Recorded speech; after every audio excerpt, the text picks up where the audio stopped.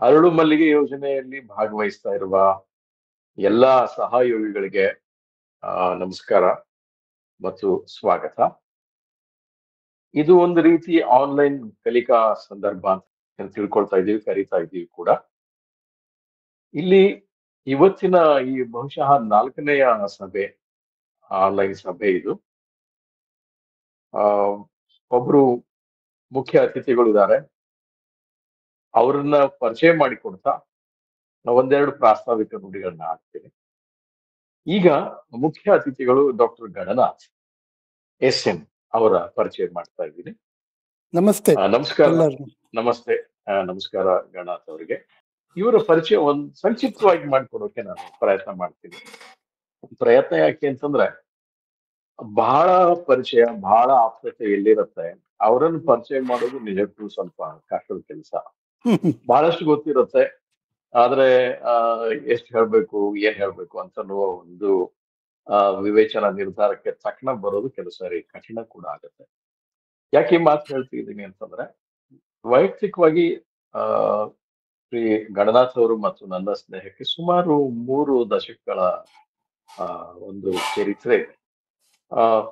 ಅನೇಕ ದೃಷ್ಟಿಯಲ್ಲಿ ನಾವು ಶೈಕ್ಷಣಿಕವಾಗಿ ಕ್ಷೇತ್ರದಲ್ಲಿ ಕೆಲಸ ಮಾಡ್ತಾ ಇದ್ದಾಗ ಅನೇಕ ದೃಷ್ಟಿಯಲ್ಲಿ ನಾವು ಬಹಳ ಆಳವಾದ ಚರ್ಚೆಗಳನ್ನ ಮಾಡಿದೀವಿ ಮತ್ತು ಬಹಳ ಅರ್ಥಪೂರ್ಣವಾದ ಕೆಲಸಗಳನ್ನು ಕೂಡ ಮಾಡಿದ್ದೀವಿ. ಇವರ ಒಂದು ಸಂಕ್ಷಿಪ್ತ ವೈಯಕ್ತಿಕ ಪರಿಚಯ ಹೇಳೋದು ನಮ್ಮ ಉಳಿದ ಎಲ್ಲ ಇವತ್ತಿನ ಭಾಗಿದಾರ ದೃಷ್ಟಿಯಿಂದ ಸರಿ ಅಂತೂ ಕೂಡ ಅನಿಸ್ತಾ ಇದೆ.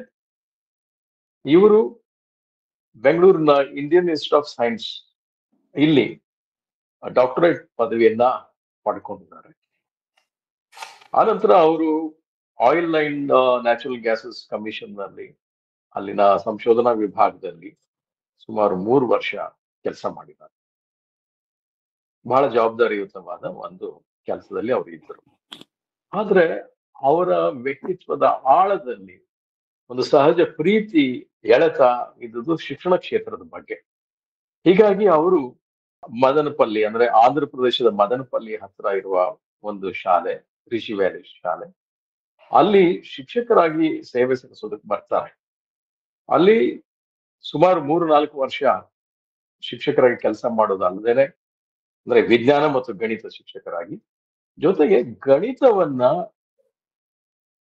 ಹೇಗೆ ಸಂತೋಷ ಪಡ್ತಾ, ಅಥವಾ ಗಣಿತದ ಕಲಿಕೆಯನ್ನೇ ಒಂದು ಸಂತೋಷದ ಸಾಧನವಾಗಿ ಮಾಡ್ಕೊಳ್ಳೋದು ಹೇಗೆ ಎನ್ನುವ ನಿಟ್ಟಿನಲ್ಲಿ ಬಹಳಷ್ಟು ಅವರು ಆಲೋಚನೆ ಮಾಡ್ತಾರೆ, ಸಂಶೋಧನೆ ಮಾಡ್ತಾರೆ. ಅನೇಕ ಬಗೆಯ ಅದಕ್ಕೆ ಸಂಬಂಧಿಸಿದ ಸಂಪನ್ಮೂಲ ಸೃಷ್ಟಿ, ಶಿಕ್ಷಕರ ತರಬೇತಿ ಇತ್ಯಾದಿಗಳನ್ನ ಅವರು ನಿರ್ಮಿಸ್ತಾರೆ. ಮುಂದೆ ಅವರು ಬೆಂಗಳೂರಿನಲ್ಲಿರುವ ವ್ಯಾಲಿ ಸ್ಕೂಲಿಗೆ ಬರ್ತಾರೆ. ಅಲ್ಲಿ ನನಗೆ ಅವ್ರಿಗೆ ಬಹಳ ಸ್ನೇಹ ಬಹಳ ಬೇಗನೆ ಏರ್ಪಡ್ತು. ಯಾಕಂದ್ರೆ ದೃಷ್ಟಿಕೋನಗಳು ಬಹಳ ಹತ್ರ ಇದ್ದದ್ದು ನಮ್ಗೆ ಬಹಳ ಬೇಗ ಗೊತ್ತಾಗ್ಬಿಡ್ತು, ಅರ್ಥ ಮಾಡ್ಕೊಂಡ್ವಿ. ಅಲ್ಲಿನೂ ಕೂಡ 1-2 ವರ್ಷ ಗಣಿತ ಶಿಕ್ಷಕರಾಗಿ ಕೆಲಸ ಮಾಡ್ತಾರೆ. ಮಾಡಿದ ನಂತರ ಅವರು ಅವ್ರದೇ ಆದಂತಹ ಒಂದು ಸಂಸ್ಥೆಯನ್ನ, ಸುವಿದ್ಯಾ ಎನ್ನುವ ಒಂದು ಸಂಸ್ಥೆಯನ್ನ ಆರಂಭಿಸ್ತಾರೆ. ಅದರ ಮೂಲಕ ಗಣಿತ ಶಿಕ್ಷಣಕ್ಕೆ ಬಹಳ ಅರ್ಥಪೂರ್ಣವಾದ ಕೆಲಸಗಳನ್ನ ಮಾಡೋಕ್ ಸಾಧ್ಯ ಆಗುತ್ತೆ. ನಂತರ ಇನ್ನೊಂದು ಬಹಳ ಇಲ್ಲಿ ತಮ್ಗೆಲ್ಲ ಹೇಳ್ಬೋದಾದ ಒಂದು ಅಂಶ ಏನು ಅಂದ್ರೆ, 1ರಿಂದ 10ನೇ ತರಗತಿವರೆಗಿನ ನಮ್ಮ ಕರ್ನಾಟಕ ಸರ್ಕಾರದ ಪಠ್ಯ ಪುಸ್ತಕಗಳೇನಿರ್ತಾವೆ, ಗಣಿತ ಪುಸ್ತಕದ ಸಮಿತಿಯ ಚೇರ್ಮನ್ ಆಗಿ ಕೂಡ ಅವರು ಬಹಳ ಮಹತ್ವದ ಕೆಲಸವನ್ನ ಮಾಡಿದ್ದಾರೆ. ಆನಂತರ ದೇಶ ವಿದೇಶಗಳಲ್ಲಿ ಅವರು ಅನೇಕ ಶಿಕ್ಷಕ ತರಬೇತಿ ಕಾರ್ಯಕ್ರಮಗಳನ್ನು ಕೂಡ ನಡೆಸಿಕೊಟ್ಟಿದ್ದಾರೆ. ಇದರ ಜೊತೆಗೆ ಅವರು ಒಬ್ಬ ಒಳ್ಳೆಯ ಅನುವಾದಕರು. ಕನ್ನಡದಿಂದ ಇಂಗ್ಲಿಷ್ಗೆ ಮತ್ತು ಇಂಗ್ಲಿಷಿಂದ ಕನ್ನಡಕ್ಕೂ ಅನುವಾದ ಮಾಡಬಲ್ಲಂತಹ ಸಾಮರ್ಥ್ಯವಿರುವ ಒಬ್ಬ ಸಂಪನ್ಮೂಲ ವ್ಯಕ್ತಿಗಳು. ಜೊತೆಗೆ ಬಹಳ ಏನ್ ಹೇಳ್ತೀರಾ, ಯಾವುದೇ ರೀತಿಯ ಪಕ್ಷಪಾತ ಇಲ್ಲದೇನೆ ಯಾವುದೇ ವಿಷಯದ ಬಗ್ಗೆ, ಅದರಲ್ಲೂ ಮುಖ್ಯವಾಗಿ ಜೀವನ ಮತ್ತು ಶಿಕ್ಷಣ ಮೌಲ್ಯಗಳ ಬಗ್ಗೆ ಚಿಂತನೆ ನಡೆಸಬಲ್ಲಂತಹ, ಅಭಿವ್ಯಕ್ತಿ ಮಾಡಬಲ್ಲಂತಹ ಅಪರೂಪದ ವ್ಯಕ್ತಿಗಳಲ್ಲಿ ಅವರು ಕೂಡ ಒಬ್ರು. ಇನ್ನೊಂದು ಅವರ ಆಸಕ್ತಿಯ ಕ್ಷೇತ್ರ ಅಂತಂದ್ರೆ ಸಾಹಿತ್ಯ. ಅವರು ಗಣಿತ, ವಿಜ್ಞಾನ ಈ ಹಿನ್ನೆಲೆಯಿಂದ ಬಂದಿದ್ರು ಕೂಡ ನಮ್ಗೆಲ್ಲ ಆಶ್ಚರ್ಯ ಮತ್ತು ಸ್ವಲ್ಪ ಮಟ್ಟಿಗೆ ಭಯವೂ ಆಗುವಷ್ಟರ ಮಟ್ಟಿಗೆ ಅವ್ರಿಗೆ ಸಾಹಿತ್ಯದಲ್ಲಿ ಆಸಕ್ತಿ ಕೂಡ ಇದೆ. ಭಯ ಯಾಕೆ ಅಂತಂದ್ರೆ ಅವರ ನಿಲುವುಗಳು ಬಹಳ ಸ್ಪಷ್ಟವಾಗಿರ್ತಾವೆ, ಸೂಕ್ಷ್ಮವಾಗಿ ಇರ್ತಾವೆ ಕೂಡ. ಇದನ್ನ ನಾವು ಅವರಿಂದ ಕಲಿಬಹುದು. ಸೊ ಆನಂತರ ವೈಯಕ್ತಿಕವಾಗಿ ನನ್ನ ಅವರ ಮಧ್ಯದ ಈ ಒಂದು ಸ್ನೇಹದ ಜೊತೆಗೆ ನಮ್ಮ ಧ್ವನಿ ಟ್ರಸ್ಟಿನ ಒಬ್ಬ ಆಡಳಿತ ಮಂಡಳಿಯ ಸದಸ್ಯರು, ಧ್ವನಿ ಟ್ರಸ್ಟ್ ಆರಂಭ ಆಗೋದರಲ್ಲಿ ಮತ್ತು ಇಷ್ಟು ದಿನ ಯಶಸ್ವಿಯಾಗಿ ನಡ್ಕೊಂಡು ಬರೋದ್ರಲ್ಲಿ ಅವರ ಪಾತ್ರ ಕೂಡ ತುಂಬಾ ದೊಡ್ಡದಿದೆ.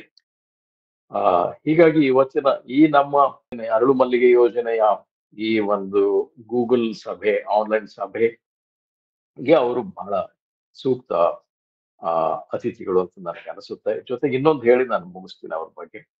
ನೀವೆಲ್ಲ AI, ಕೃತಕ ಬುದ್ಧಿಮತ್ತೆ ಅಥವಾ ಯಾಂತ್ರಿಕ ಬುದ್ಧಿಮತ್ತೆ ಇವುಗಳ ಬಗ್ಗೆ ಕೇಳಿದೀರಾ. ಇದರ ಬಗ್ಗೆ ಬಹಳ ಚರ್ಚೆ ನಡಿಬೇಕಾಗಿತ್ತು.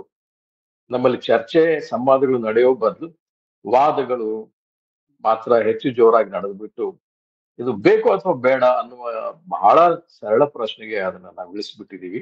ಇಂಥ ಸಂದರ್ಭದಲ್ಲಿ ಶಿಕ್ಷಣದಲ್ಲಿ ಅಥವಾ ಜೀವನದ ಯಾವುದೇ ಕ್ಷೇತ್ರದಲ್ಲಿ ಈ ಕೃತಕ ಬುದ್ಧಿಮತ್ತೆ ಮಾಡಬಲ್ಲಂತಹ ಸಹಾಯ ಏನಿರಬಹುದು, ಯಾವ ರೀತಿಯಲ್ಲಿ ನಾವು ವೃತ್ತಿಪರರಾಗಿ ಇವನ್ ಶಿಕ್ಷಕರನ್ನ ನಾವು ಗಮನದಲ್ಲಿ ಇಟ್ಕೊಂಡು ಆಲೋಚನೆ ಮಾಡೋದಾದ್ರೆ ಹೇಗೆ ನಾವು ಇದನ್ನ ಈ AI ಅಂತ ಏನ್ ಹೇಳ್ತೀವಿ, ಆರ್ಟಿಫಿಷಿಯಲ್ ಇಂಟೆಲಿಜೆನ್ಸ್ ಇಟ್ಕೊಂಡು ಆ ಒಮ್ಮೆಗೇನೆ ಸುಮಾರು ಒಂದು 10-15 ಮೆಟ್ಲಷ್ಟು ಮೇಲಕ್ಕೆ ನಾವು ನಮ್ಮ ವೃತ್ತಿಯಲ್ಲಿ ಬೆಳೆಯೋದಕ್ಕೆ ಸಾಧ್ಯ ಆಗುತ್ತೆ. ಆ ಮೂಲಕ ಸಮಾಜವನ್ನ ಒಂದು ನಿಜವಾದ ಪ್ರಗತಿಪರ ರೀತಿಯಲ್ಲಿ ಕಟ್ಕೊಳ್ಳೋಕೆ ಸಾಧ್ಯ ಆಗುತ್ತೆ ಅನ್ನೋ ನಿಟ್ಟಿನಲ್ಲಿ ಬಹಳಷ್ಟು ಅವರು ಚಿಂತನೆಗಳನ್ನ ನಡೆಸಿದ್ದಾರೆ.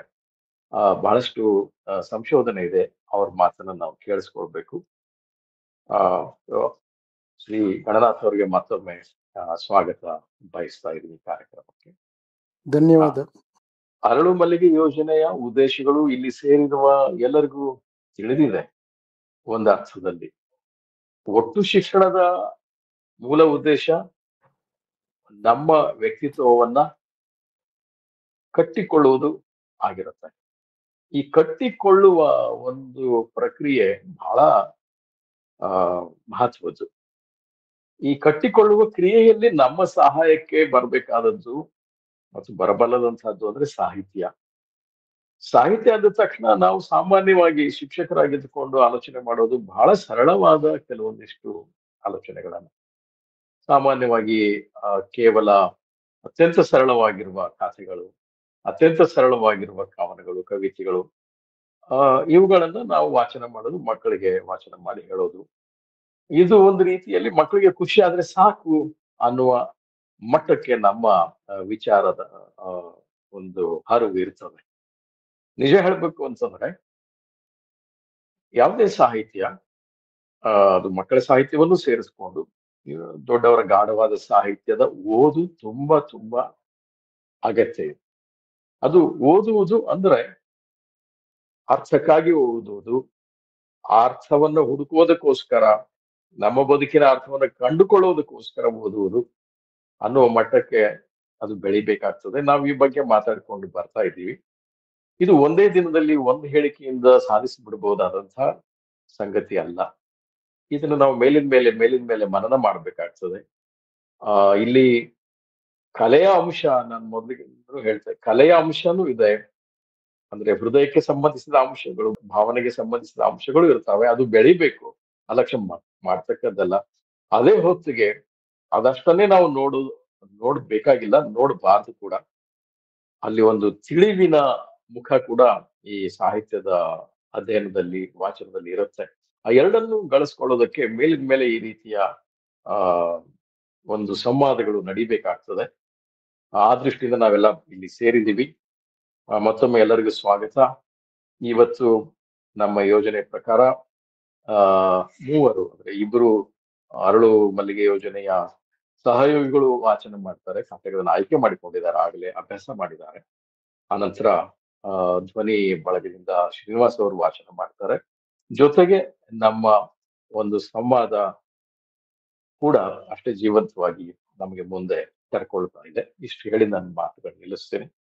ಈಗ ಗಂಗಾಧರ್ ಅವರು ಅಲ್ಲೇ ಇದ್ದಾರೆ ಈಗಾಗಲೇ ಗುಂಪಿನಲ್ಲಿ. ಒಬ್ಬೊಬ್ಬರ ಹೆಸರನ್ನ ನೀವು ಹೇಳಿದ್ರೆ ಅವ್ರು ಬಂದು ವಾಚನ ಮಾಡ್ತಾರೆ, ಆಮೇಲೆ ಸಂವಾದ ಕೂಡ ನಡೀತದೆ. ಆಗ್ಬೋದಾ? ಮೊದಲಿಗೆ ಗೀತಾ ಪತ್ತಾರ್ ಅವರು ವಾಚನ ಮಾಡಬೇಕು. ನಾನು ನರೇಗಲಿನಿಂದ ಗೀತಾ ಪತ್ತಾರ್. ನಾನು ಅರಳು ಮಲ್ಲಿಗೆ ಯೋಜನೆಯಲ್ಲಿ 2ನೇ ವರ್ಷದ ಸೇವೆಯನ್ನ ಸಲ್ಲಿಸುತ್ತಿದ್ದೇನೆ. ನಾನು ವಾಚನ ಮಾಡುತ್ತಿರುವುದು ಸಾಹಿತ್ಯ ಮಂಟಪ ಪುಸ್ತಕದಲ್ಲಿರುವ ಮ್ಯಾವ್ ಮ್ಯಾವ್ ಬೆಕ್, ಆಕರ ಡಾಕ್ಟರ್ ಮಾಮಾ ಮಕ್ಕಳ ಕಥಾ ಸಂಕಲನ. ಈ ಕಥೆಯನ್ನ ಬರೆದವರು PR ನಾಯ್ಕರವರು. ಇವರು ಒಂದ ಕಿರು ಪರಿಚಯ ಈ ರೀತಿಯಾಗಿದೆ.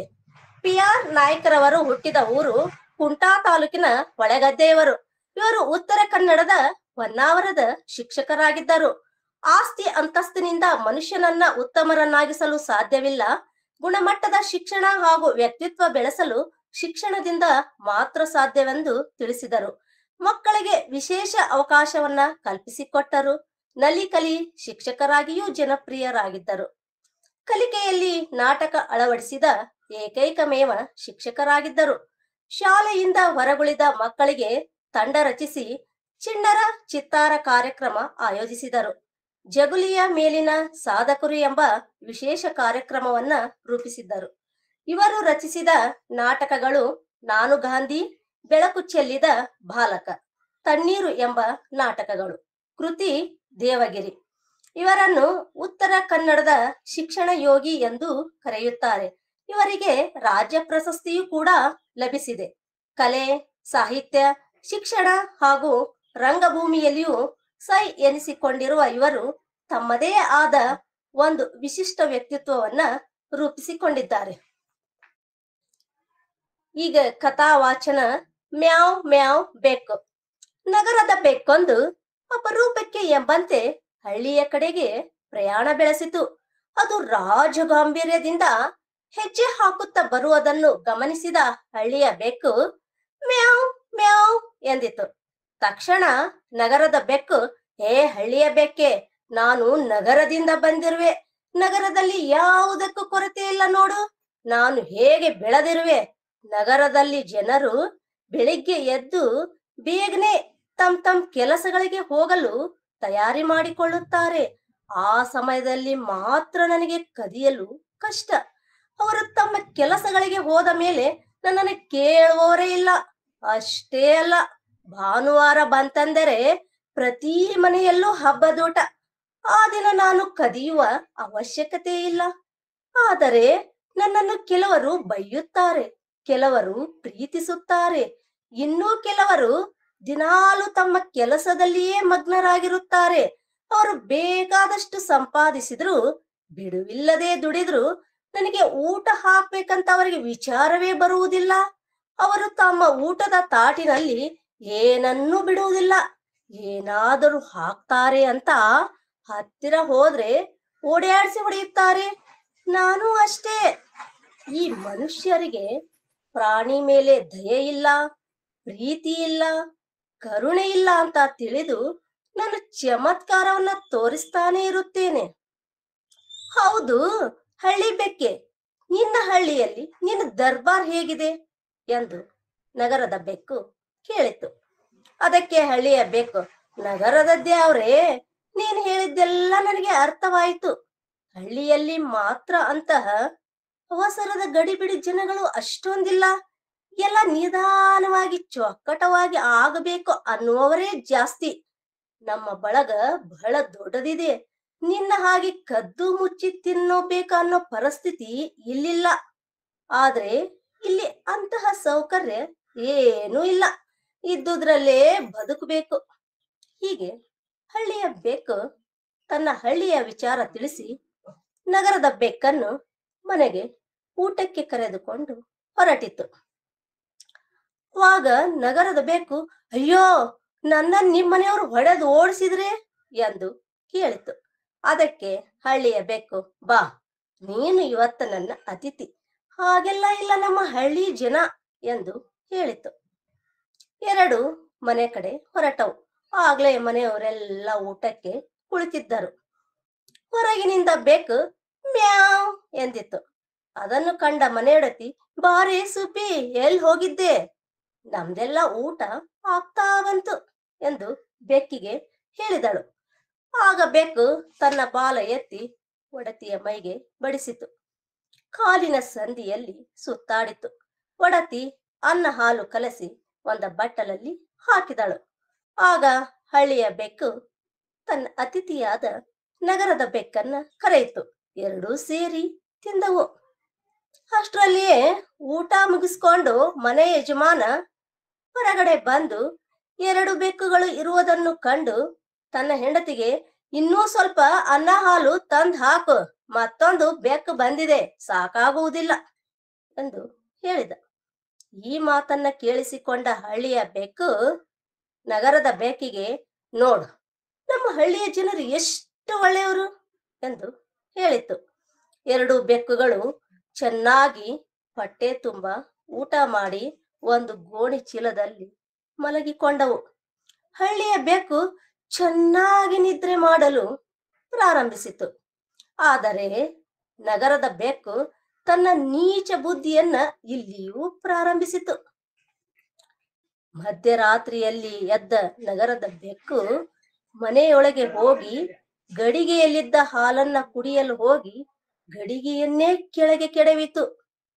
ಈ ಸಪ್ಪಳ ಕೇಳಿದ ಯಜಮಾನ, ಯಾವತ್ತೂ ಈ ರೀತಿ ಆದದ್ದಿಲ್ಲ, ಇವತ್ತ್ಯಾಕೆ ಈ ರೀತಿ ಸಪ್ಪಳವಾಯಿತು ಎಂದು ಎದ್ದು ಅಡುಗೆಯ ಮನೆಗೆ ಹೋಗಿ ನೋಡಿದರೆ ನಗರದ ಬೆಕ್ಕು ತಪ್ಪಿಸಿಕೊಳ್ಳಲು ಹವಣಿಸುತ್ತಿತ್ತು.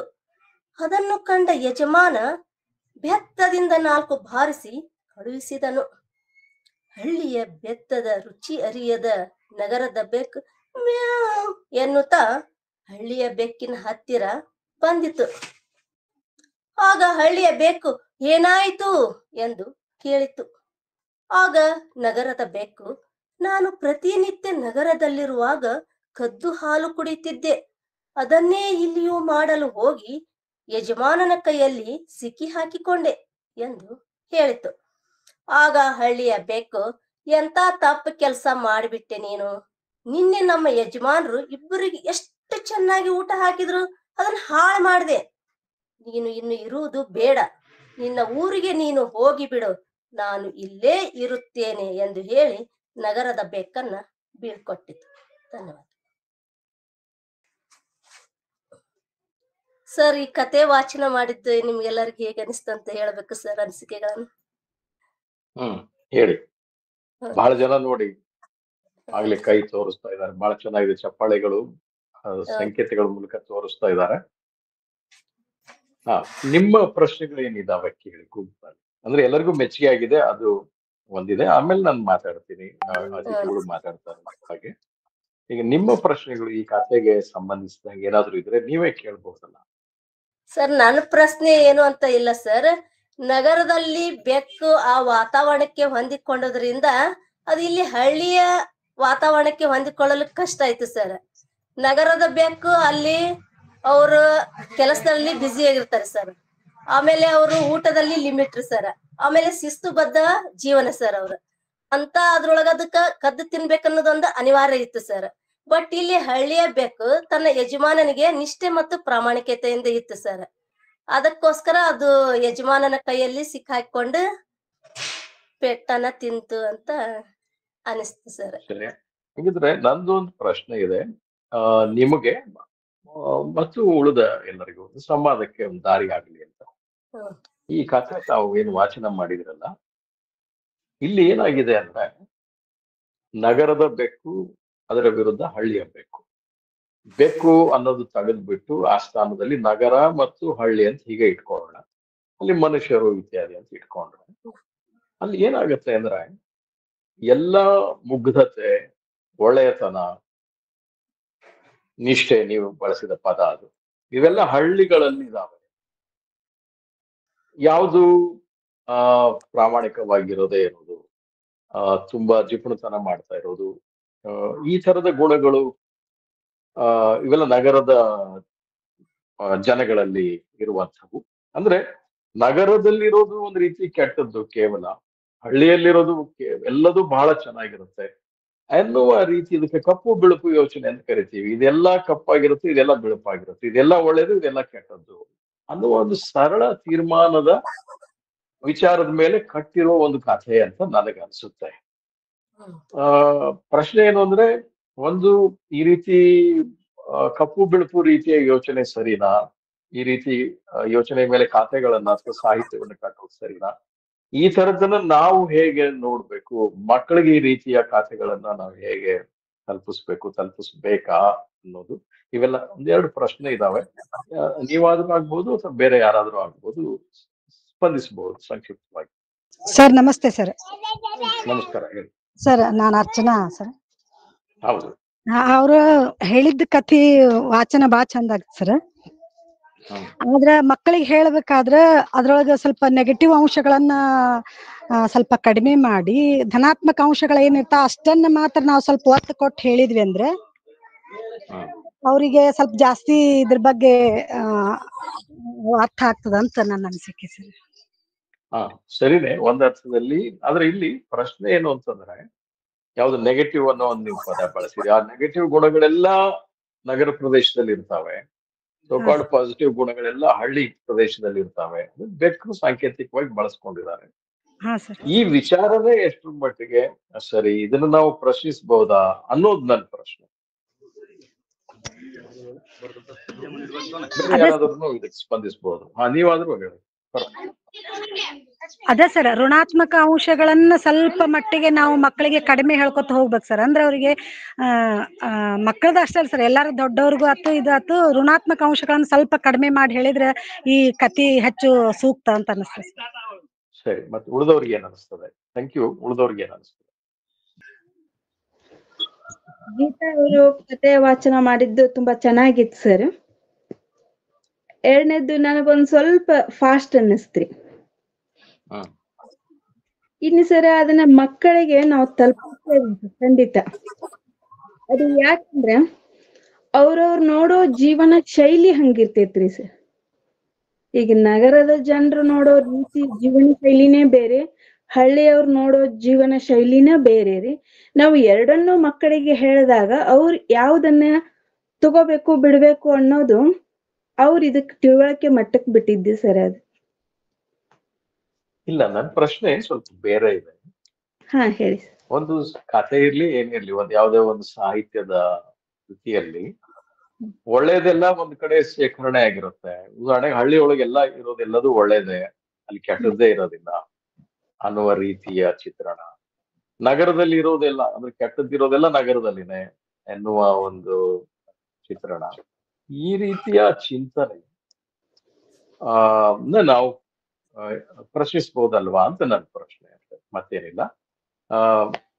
ಮತ್ತೆ ಬೇರೆ ಯಾರಾದ್ರೂ ಇದಕ್ಕೆ ಸ್ಪಂದಿಸಬಹುದು. ಅತಿಥಿಗಳು ಕೂಡ ಇದರ ಬಗ್ಗೆ ಏನಾದ್ರು ಬೆಳಕು ಚೆಲ್ಲೋದಿದ್ರೆ ಮಾತಾಡ್ಲಿ ಅಂತ ಒಂದು ನಾನು ಹೇಳೋದು ಸ್ವಲ್ಪ ಇದೆ. ನೀವು ಸರಿಯಾಗಿ ಗುರುತಿಸಿದ್ರಿ, ಇದೊಂದು ರೂಪಕ. ಅಂದ್ರೆ ಈ ಬೆಕ್ಕಲ್ಲ ಅನ್ನೋದು ಪ್ರಶ್ನೆ ಅಲ್ಲ, ಕತೆ ಇದು ಮೂಲ ಸ್ರೋತ ಅದಲ್ಲ. ಬೆಕ್ಕಿನ ಮೂಲಕ ಏನೋ ಒಂದನ್ನ ಹೇಳ್ತಾ ಇದ್ದಾರೆ. ಅದೇನಂದ್ರೆ ನೀವು ಸರಿಯಾಗಿ ಗುರುತಿಸ್ದಾಗೆ ಉಳಿದವರು ನೋಡಿರ್ಬೋದು ಅನ್ಸುತ್ತೆ. ಏನಂದ್ರೆ ನಗರ ಪ್ರದೇಶದಲ್ಲೆಲ್ಲ ಒಂದ್ ರೀತಿ ಇರುತ್ತೆ, ಗ್ರಾಮೀಣ ಪ್ರದೇಶದಲ್ಲೆಲ್ಲ ಅದಕ್ಕೆ ವಿಭಿನ್ನವಾದ ರೀತಿ ಇರುತ್ತೆ ಅನ್ನೋದು. ಅದರಲ್ಲಿ ಒಳ್ಳೇದು ಯಾವುದು ಕೆಟ್ಟದ್ದು ಯಾವುದು ಅಂತಿರುತ್ತೆ. ಸಾಮಾನ್ಯವಾಗಿ ನಮ್ಮ 50-60 ಇನ್ನೂ ಜಾಸ್ತಿ ವರ್ಷಗಳಿಂದ ನೋಡಿದ್ರೆ ಗ್ರಾಮೀಣ ಪ್ರದೇಶದಿಂದ ನಗರಕ್ಕೆ ಬಂದು ಸೆಟ್ಲ್ ಆಗ್ತಿದ್ದಾರೆ ಹೊರತು, ನಗರ ಪ್ರದೇಶದಂದ್ರೆ ಕೆಟ್ಟದಿಂದ ಒಳ್ಳೇದ್ರಿಂದ ಶುರು ಮಾಡಿಕೊಂಡು ಕೆಟ್ಟದಕ್ಕೆ ಬಂದು ಅವರ ಇದರಲ್ಲಿ ಚಿಂತನೆಯಲ್ಲಿ ಅಲ್ಲಿ ಸೆಟ್ಲ್ ಆಗ್ತಾ ಇದ್ದಾರೆ. ಅದು ಹೆಚ್ಚು ಆಗ್ತಾ ಇದೆ. ಇಲ್ಲಿ ನೇರವಾಗಿ ಏನು ಹೇಳ್ತಾ ಇಲ್ಲ, ಆದ್ರೆ ಅದು ಸೂಕ್ಷ್ಮವಾಗಿ ಹೇಳೋದು ಮೋರ್ ಪವರ್ಫುಲ್ ದೆನ್ ಡೈರೆಕ್ಟ್. ನೇರವಾಗಿ ಹೇಳೋದಕ್ಕಿಂತ ಹೆಚ್ಚು ಸಮರ್ಥವಾಗಿ. ಆಮೇಲೆ ಇವರು ಬೆಕ್ಕನ್ ಮಾತ್ರ ತಗೊಂಡಿದ್ದಾರೆ, ಆದ್ರೆ ಓದುಗರ ಮನಸ್ಸಿನಲ್ಲಿ ಏನಾಗುತ್ತೆ, ಇಡೀ ಎಲ್ಲ ಅದು ಏನೇ ಆಗಿರ್ಲಿ, ಪ್ರಾಣಿಗಳಾಗಿರ್ಲಿ ಜನರಾಗಿರ್ಲಿ, ಆ ಪ್ರದೇಶದಲ್ಲಿ ಬರೋ ಎಲ್ಲ ಈ ತರ ಇರುತ್ತೆ ಅಂತ ಅದು ಸಿನಿಮಾಗಳಲ್ಲೂ ಕಾಣಿಸುತ್ತೆ. ಹಾಗಾಗಿ ಇದು ಯಾವುದೋ ಒಂದು ಕಥೆ ಒಂದು ಭಾಗ ಅಲ್ಲ, ಇದು ಒಂದು ಒಟ್ಟು ಚಿತ್ರಣ. ಇಲ್ಲಿ ಅದನ್ನ ಹೀಗೆ ಮಾಡಿ. ಈಗ 2 ಪ್ರಶ್ನೆ ಇತ್ತು ಇದಕ್ಕೆ ಸಂಬಂಧಪಟ್ಟಾಗೆ. ಈ ಚಿಂತನೆಗಳು ನೀವ್ ಹೇಳಿದ್ದು, ನಾನು ಇವಾಗ ಹೇಳ್ತಾ ಇರೋದು, ಮತ್ತೆ ಉಳಿದಿದ್ದೆಲ್ಲ ಬಂದಿದ್ದನ್ನ ಕತೆ ಭಾಗ ಅಲ್ಲ ಇದು. ಆದ್ರೆ ಕತೆಯ ಓದುವಿನ ಭಾಗವಾಗಿ ಮಾಡ್ಬೇಕಾ ಮಾಡೋ ಹಾಗಿದ್ರೆ ಹೇಗ್ ಮಾಡ್ಬೇಕು, ಎಸ್ಪೆಷಲಿ ಇದು ಉದ್ದೇಶ ಎಜುಕೇಶನ್ ಆಗಿರೋದ್ರಿಂದ ಇದೊಂದೇ ಕತೆ ಅಲ್ವಲ್ಲ, ಇವತ್ತು ಬೆಕ್ಕಿರ್ಬೋದು, ನಾಳೆ ಮೊಲ ಇರ್ಬೋದು, ಇನ್ನೊಂದು ದಿವಸ. ಆದ್ರಿಂದ ಈ ರೀತಿ ಒಂದು ಜನರಲೈಸ್ ಮಾಡುವಂತ ಗುಣ, ನೋಡೋ ಗುಣ, ಅದನ್ನ ಬೆಳೆಸೋದು ಮುಖ್ಯ ಉದ್ದೇಶಗಳಲ್ಲಿ ಒಂದು. ಇದೊಂದು ಒಳ್ಳೆ ಅಪರ್ಚುನಿಟಿ ಅಂತ ಹೇಳ್ಬೋದು. ಆ ಅರ್ಥದಲ್ಲಿ ಚಿಕ್ಕದಾಗಿದೆ. ಮುಂದೆ ನನಗೆ ಮಾತಾಡೋದು ಇನ್ನೊಂದೆರಡು ಪಾಯಿಂಟ್ಸ್ ಹೇಳ್ತೀನಿ. ನಿಮ್ಮ ಮಾತಿಗೆ ನಂದೊಂದು ಕೂಡ್ಲೆ ಮಾಡುವಂತ ಪ್ರತಿಕ್ರಿಯೆ ಇಷ್ಟು. ಹೌದೌದು, ತುಂಬಾ ಧನ್ಯವಾದಗಳು. ಇದು ಒಂದು ರೀತಿ ಸಂವಾದ ಶುರುವಾಗಿದೆ ಒಂದು ಕಥೆಯನ್ನ ಆಧರಿಸಿ. ಈಗ ಇನ್ನೊಂದು ಕಥೆಗೆ ಹೋಗೋಣ, ಸಮಯದ ಕಡೆನೂ ನಾವು ಗಮನ ಆಗ್ತದೆ. ಎರಡನೇ ಕಥೆಯ ವಾಚನಕ್ಕೆ ಹೋಗೋಣ. ಗಂಗಾಧರ್ ಯಾರು ಏನು? ಈಗ ಧಾರವಾಡದಿಂದ ಮಂಜುಳಾ ಚೋಕ್ಲೆ ಅವರು ವಾಚನ ಮಾಡ್ಬೇಕಂತ ಕೇಳ್ತೀನಿ. ಎಲ್ಲರಿಗೂ ಶುಭ ಸಂಜೆ. ನನ್ನ ಹೆಸರು ಮಂಜುಳಾ ಚೌಗ್ಲೆ. ನಾನು ಸರ್ಕಾರಿ ಹಿರಿಯ ಪ್ರಾಥಮಿಕ ಶಾಲೆ ಕೆಳಗೇರಿ ಧಾರವಾಡ ಇಲ್ಲಿ 1ನೇ ತರಗತಿಯಿಂದ 7ನೇ ತರಗತಿವರೆಗೂ ಕಥಾ ವಾಚನ ಮಾಡುತ್ತೇನೆ. ಇವತ್ತು ನಾನು ಆಯ್ದುಕೊಂಡಂತ ಕತೆ ಹೆಸರು 100 ನಾಣ್ಯ 3 ಮಾತು. ಈ ಕಥೆಯನ್ನ ಬರೆದಂತ ಕವಿಯ ಹೆಸರು ಪ್ರೊಫೆಸರ್ ಸಂಗಮೇಶ್ ಮಲ್ಲಪ್ಪ ಗುಜ್ಜುಗೋಡ್. ಕವಿ ಪರಿಚಯ ನೋಡುವುದಾದ್ರೆ, ಪ್ರೊಫೆಸರ್ ಸಂಗಮೇಶ್ ಮಲ್ಲಪ್ಪ ಗುಜ್ಜುಗೋಡ್ ಇವರು ಆಗಸ್ಟ್ 2, 1964ರಂದು ವಿಜಾಪುರ ಜಿಲ್ಲೆಯ ಬಸವನ ಬಾಗೇವಾಡಿ ತಾಲೂಕಿನ ಮನಗೋಳಿ ಗ್ರಾಮದಲ್ಲಿ ಜನಿಸಿದರು. ಹಾಗೆಯೇ ಇವರ ವಿದ್ಯಾಭ್ಯಾಸ ಮತ್ತು ವೃತ್ತಿ ಜೀವನದ ಬಗ್ಗೆ ಹೇಳುವುದಾದ್ರೆ, ಚಿನ್ನದ ಪದಕದೊಂದಿಗೆ ಸ್ನಾತಕೋತ್ತರ ಪದವಿ ಪಡೆದಿದ್ದಾರೆ. ಬೆಳಗಾವಿ ಜಿಲ್ಲೆಯ ಮೂಡಲಗಿ ಶಿಕ್ಷಣ ಸಂಸ್ಥೆಯ ಕಲಾ ಹಾಗೂ ವಾಣಿಜ್ಯ ಮಹಾವಿದ್ಯಾಲಯದಲ್ಲಿ ಭೂಗೋಳಶಾಸ್ತ್ರ ವಿಭಾಗದ ಮುಖ್ಯಸ್ಥರಾಗಿ ಸೇವೆ ಸಲ್ಲಿಸಿದ್ದಾರೆ. ಇದರೊಂದಿಗೆ ಕನ್ನಡ ಪತ್ರಿಕೋದ್ಯಮಕ್ಕೆ ಅನುಪಮ ಸೇವೆ ಸಲ್ಲಿಸಿದ್ದಾರೆ. ಇದರ ಜೊತೆಗೆ ಇವರ ಸಾಹಿತ್ಯದ ಕೊಡುಗೆಗಳ ಬಗ್ಗೆ ಹೇಳುವುದಾದರೆ, ಮಕ್ಕಳ ಸಾಹಿತ್ಯ ಚಟುವಟಿಕೆಗಳಲ್ಲಿ ತಮ್ಮನ್ನ ತೊಡಗಿಸಿಕೊಂಡಿದ್ದಾರೆ. ಕನ್ನಡ ಪುಸ್ತಕ ಪ್ರಾಧಿಕಾರದಿಂದ ಇವರ ಅಮ್ಮ ಕೇಳೆ ಎಂಬ ಸಂಕಲನಕ್ಕೆ ಪ್ರಶಸ್ತಿ ದೊರೆತಿದೆ ಮತ್ತು ಸಂದೇಶ ಪತ್ರಿಕೋದ್ಯಮ ಪ್ರಶಸ್ತಿಯು 1995ರಲ್ಲಿ ಇವರಿಗೆ ದೊರೆತಿದೆ. ಪ್ರಸ್ತುತ ಈ ಕಥೆಯನ್ನ ಅವರು 100 ನಾಣ್ಯ 3 ಮಾತು ಎಂಬ ಸಂಕಲನದಿಂದ ಆಯ್ದುಕೊಳ್ಳಲಾಗಿದೆ. ಇದು ಈ ಸಂಗಮೇಶ್ ಗುಂಜಗೊಂಡ್ ಅವರ ಬಗ್ಗೆ ಒಂದು ಸಂಕ್ಷಿಪ್ತವಾದಂತ ವಿವರಣೆನ ನಾನು ನೀಡಿದ್ದೇನೆ. ಕತೆ ಹೆಸರು 100 ನಾಣ್ಯ 3 ಮಾತು. ಬಹಳ ಹಿಂದೆ ಒಂದು ಹಳ್ಳಿಯಲ್ಲಿ ತಿಲಕನೆಂಬ ಬಾಲಕನಿದ್ದ. ಅವನ ತಂದೆ ತಾಯಿ ತುಂಬಾ ಬಡವರು. ಗುರುದಕ್ಷಿಣೆ ಕೊಡಲಾಗದೆ ಮಗನನ್ನು ಗುರುಕುಲದಿಂದ ಬಿಡಿಸಿದ್ದರು. ಹಳ್ಳಿಯ ದನಕರಗಳನ್ನು ಮೇಯಿಸಿಕೊಂಡು ಬರುವುದು ತಿಲಕನ ಕೆಲಸವಾಗಿತ್ತು. ತಿಲಕನು ಪ್ರತಿದಿನ ದನಕರು ಹೊಡೆದುಕೊಂಡು ದೂರದ ಗುಡ್ಡಕ್ಕೆ ಮೇಯಿಸಲು ಹೋಗುತ್ತಿದ್ದ. ಗುಡ್ಡದ ನಡುವೆ ಕೊಳದಲ್ಲಿ ನದಿಯೊಂದು ಹರಿಯುತ್ತಿತ್ತು. ಸುತ್ತಲೂ ಮರಗಿಡಗಳು, ಎಲ್ಲೆಲ್ಲೂ ಹುಲ್ಲು ಬೆಳೆದಿತ್ತು. ತಿಲಕನು ಮಧುರವಾಗಿ ಕೊಳಲು ನುಡಿಸುತ್ತಾ ತಿರುಗಾಡಿ ದನಕರುಗಳಿಗೆ ಹೊಟ್ಟೆ ತುಂಬ ಮೇಯಿಸಿಕೊಂಡು ಬರುತ್ತಿದ್ದ. ಅವನ ನಿಷ್ಠೆಯನ್ನ ನೋಡಿದ ಕೆಲಸ ಮಾಡುವುದು ನೋಡಿ ಊರ ಜನ ಬಾಯಿ ತುಂಬ ಹೊಗಳುತ್ತಿದ್ರು. ಹೀಗೊಂದು ದಿನ ಎಂದಿನಂತೆ ತಿಲಕ ಗುಡ್ಡದಲ್ಲಿ ದನಕರು ಮೇಯಿಸುತ್ತಿದ್ದ. ಮಧ್ಯಾಹ್ನ ಸಮಯ, ಬಿಸಿಲು ಜೋರಾಗಿತ್ತು. ಊಟ ಮಾಡೋಣವೆಂದು ನದಿ ತೀರಕ್ಕೆ ಬಂದ. ಊಟಕ್ಕೆ ಕುಳಿತುಕೊಳ್ಳಬೇಕೆನ್ನುಷ್ಟರಲ್ಲಿ ಮಾನವ ಸ್ವರವೊಂದು ಕೇಳಿತು. ನೋಡಿದರೆ ಸಮೀಪದಲ್ಲಿಯೇ ತುಂಬಾ ವಯಸ್ಸಾದ ಮುದುಕ ಮುದುಕಿಯರು ಕುಳಿತಿದ್ದರು. ಅವರನ್ನು ನೋಡಿದರೆ ಗೊತ್ತಾಗುತ್ತಿತ್ತು ಅವರು ತುಂಬಾ ಶ್ರೀಮಂತರೆಂದು. ಆ ವೃದ್ಧರಿಗೆ ನಡೆದು ತುಂಬಾ ಆಯಾಸ ಅದಕ್ಕಿಂತ ಹೆಚ್ಚಿಗೆ ಬಾಯಾರಿಕೆ ಆಗಿತ್ತು. ತಿಲಕ ಅವರ ಬಳಿ ಹೋದ. ಅವರಿಗೆ ತಕ್ಷಣ ನೀರು ಬೇಕಾಗಿರುವುದು ತಿಳಿಯಿತು. ಕೊಳದಲ್ಲಿದ್ದ ನದಿಗೆ ಇಳಿಯುವುದು ಅವರಿಂದ. ಹೀಗಾಗಿ ಆ ವೃದ್ಧರು ಚಡಪಡಿಸುತ್ತಾ ಕುಳಿತಿದ್ದರು. ಲಘು ಬಗೆಯಿಂದ ತಿಲಕ ಅವರಿಗೆ ಹೂಜಿಯಲ್ಲಿ ನೀರು ತಂದು ಕೊಟ್ಟ. ನೀರು ಕುಡಿದ ಮೇಲೆ ಆ ವೃದ್ಧರು ತಾವು ದೂರದ ಹಳ್ಳಿಯವರೆಂದು ತೀರ್ಥಯಾತ್ರೆಗಾಗಿ ನಡೆದುಕೊಂಡು ಹೋಗುತ್ತಿರುವುದಾಗಿ ಹೇಳಿದರು. ಅವರಿಗೆ ಅಲ್ಲೇ ಇರಲು ಹೇಳಿ ತಿಲಕ ಗುಡ್ಡದ ಮೇಲೆ ಹೋದ. ರುಚಿಯಾದ ಮಾವು ನೇರಲ ಹಣ್ಣುಗಳನ್ನು ತಂದು ಕೊಟ್ಟ. ಅವರಿಗೆ ತುಂಬಾ ಖುಷಿಯಾಯಿತು. ತಿಲಕನ ಬಗ್ಗೆ ಎಲ್ಲವನ್ನೂ ಕೇಳಿದರು. ತುಂಬಾ ಕನಿಕರವೆನಿಸಿತು. ಮುದುಕಿ ಚೀಲದಿಂದ 100 ಚಿನ್ನದ ನಾಣ್ಯಗಳನ್ನ ತೆಗೆದುಕೊಟ್ಟಳು. ಇದೆಲ್ಲ ನನಗೆ ಬೇಡವೆಂದ ತಿಲಕ. ಅಜ್ಜ ಅಜ್ಜಿಯರಿಬ್ಬರೂ ಒತ್ತಾಯ ಮಾಡಿ ಹಣ ನೀಡಿದರು. ಸುಖವಾಗಿ ಬಾಳು ಕಂದ ಎಂದು ಇಬ್ಬರು ಹರಸಿದರು. ಅಜ್ಜ ತಿಲಕನ ತಲೆ ನೆವರಿಸುತ್ತಾ 3 ಮಾತು ಹೇಳುವೆ ಕೇಳುವೆಯಾ ಎಂದ. ಓಹೋ, ಹೇಳಜ್ಜ, ಕೇಳ್ತೇನೆ ಎಂದು ಉತ್ತರಿಸಿದ ತಿಲಕ. ನೋಡು ಮಗು, ನೀನು ತುಂಬಾ ಜಾಣನಂತೆ ಕಾಣ್ತೀಯ. ಮುಂದೆ ಹೀಗೆ ಬಾಳ್ಬೇಕು ಎಂದು ನನ್ನ ಆಸೆ. ನನ್ನ 3 ಮಾತುಗಳೆಂದರೆ: ಎಲ್ಲರನ್ನೂ ಪ್ರೀತಿಸು, ಕೆಲಸ ಮಾಡದೆ ಕೂಡಬೇಡ, ಪಕ್ಷಿಗಳಲ್ಲಿಯೂ ದಯೆ ಇರಲಿ, ಇಷ್ಟೇ ಎಂದು ಮುದುಕ ಹೇಳಿದ. ಖಂಡಿತ ನಿನ್ನ ಮಾತು ಪಾಲಿಸುತ್ತೇನಜ್ಜ ಎಂದ ತಿಲಕ. ವೃದ್ಧರಿಗೆ ತುಂಬಾ ಸಂತೋಷವಾಯಿತು. ಅವರು ಹೋಗುವವರೆಗೆ ಕೊಳಲೂದುತ್ತಾ ಅವರನ್ನು ರಂಜಿಸಿ ಬೀಳ್ಕೊಟ್ಟ ತಿಲಕ. ಚಿನ್ನದ ನಾಣ್ಯಗಳನ್ನು ಗಂಟು ಕಟ್ಟಿಕೊಂಡು ತಿಲಕ ಮನೆಗೆ ಬಂದ. ಯಾವಾಗಲೂ ಉಪಯೋಗಕ್ಕೆ ಬರಬಹುದೆಂದು ಅದು ತಂದೆ ತಾಯಿಗಳಿಗೆ ನಾಣ್ಯದ ವಿಷಯ ತಿಳಿಸದೆ ಗಂಟನ್ನ ಬಚ್ಚಿಟ್ಟ. ಹಲವು ವರ್ಷ ಗತಿಸಿದವು. ಅಜ್ಜನ ಮಾತಿನಂತೆ ತಿಲಕ ದುಡಿಯದೆ ಇರುತ್ತಿರಲಿಲ್ಲ. ಹೀಗಾಗಿ ಅವನಿಗೆ ಎಂದೂ ಚಿನ್ನದ ನಾಣ್ಯಗಳ ಅವಶ್ಯಕತೆ ಬಿದ್ದಿರಲಿಲ್ಲ.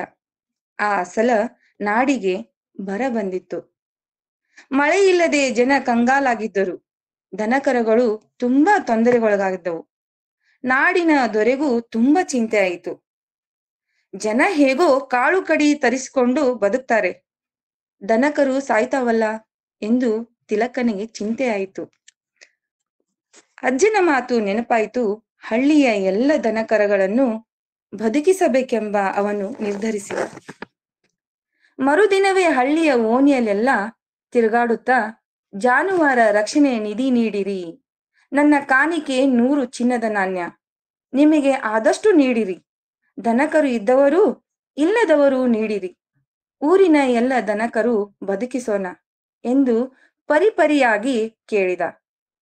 ಸಾಕಷ್ಟು ಹಣ ಕೂಡಿತು. ದೂರದ ನಾಡಿನಿಂದ ಮೇವು ಖರೀದಿಸಿದರು. ಮಳೆಗಾಲದವರೆಗೆ ದನಕರಗಳು ಬದುಕಿದವು. ಊರಿನ ಜನರಿಗೆ ತಿಲಕನ ಬಗ್ಗೆ ಹೆಮ್ಮೆ, ಅಭಿಮಾನ ಉಕ್ಕಿದವು. ಈ ಸುದ್ದಿ ನಾಡಿನ ದೊರೆಗೂ ತಿಳಿಯಿತು. ತಿಲಕನ ಬಗ್ಗೆ ಅವನಿಗೆ ತುಂಬಾ ಗೌರವ ಉಂಟಾಯಿತು.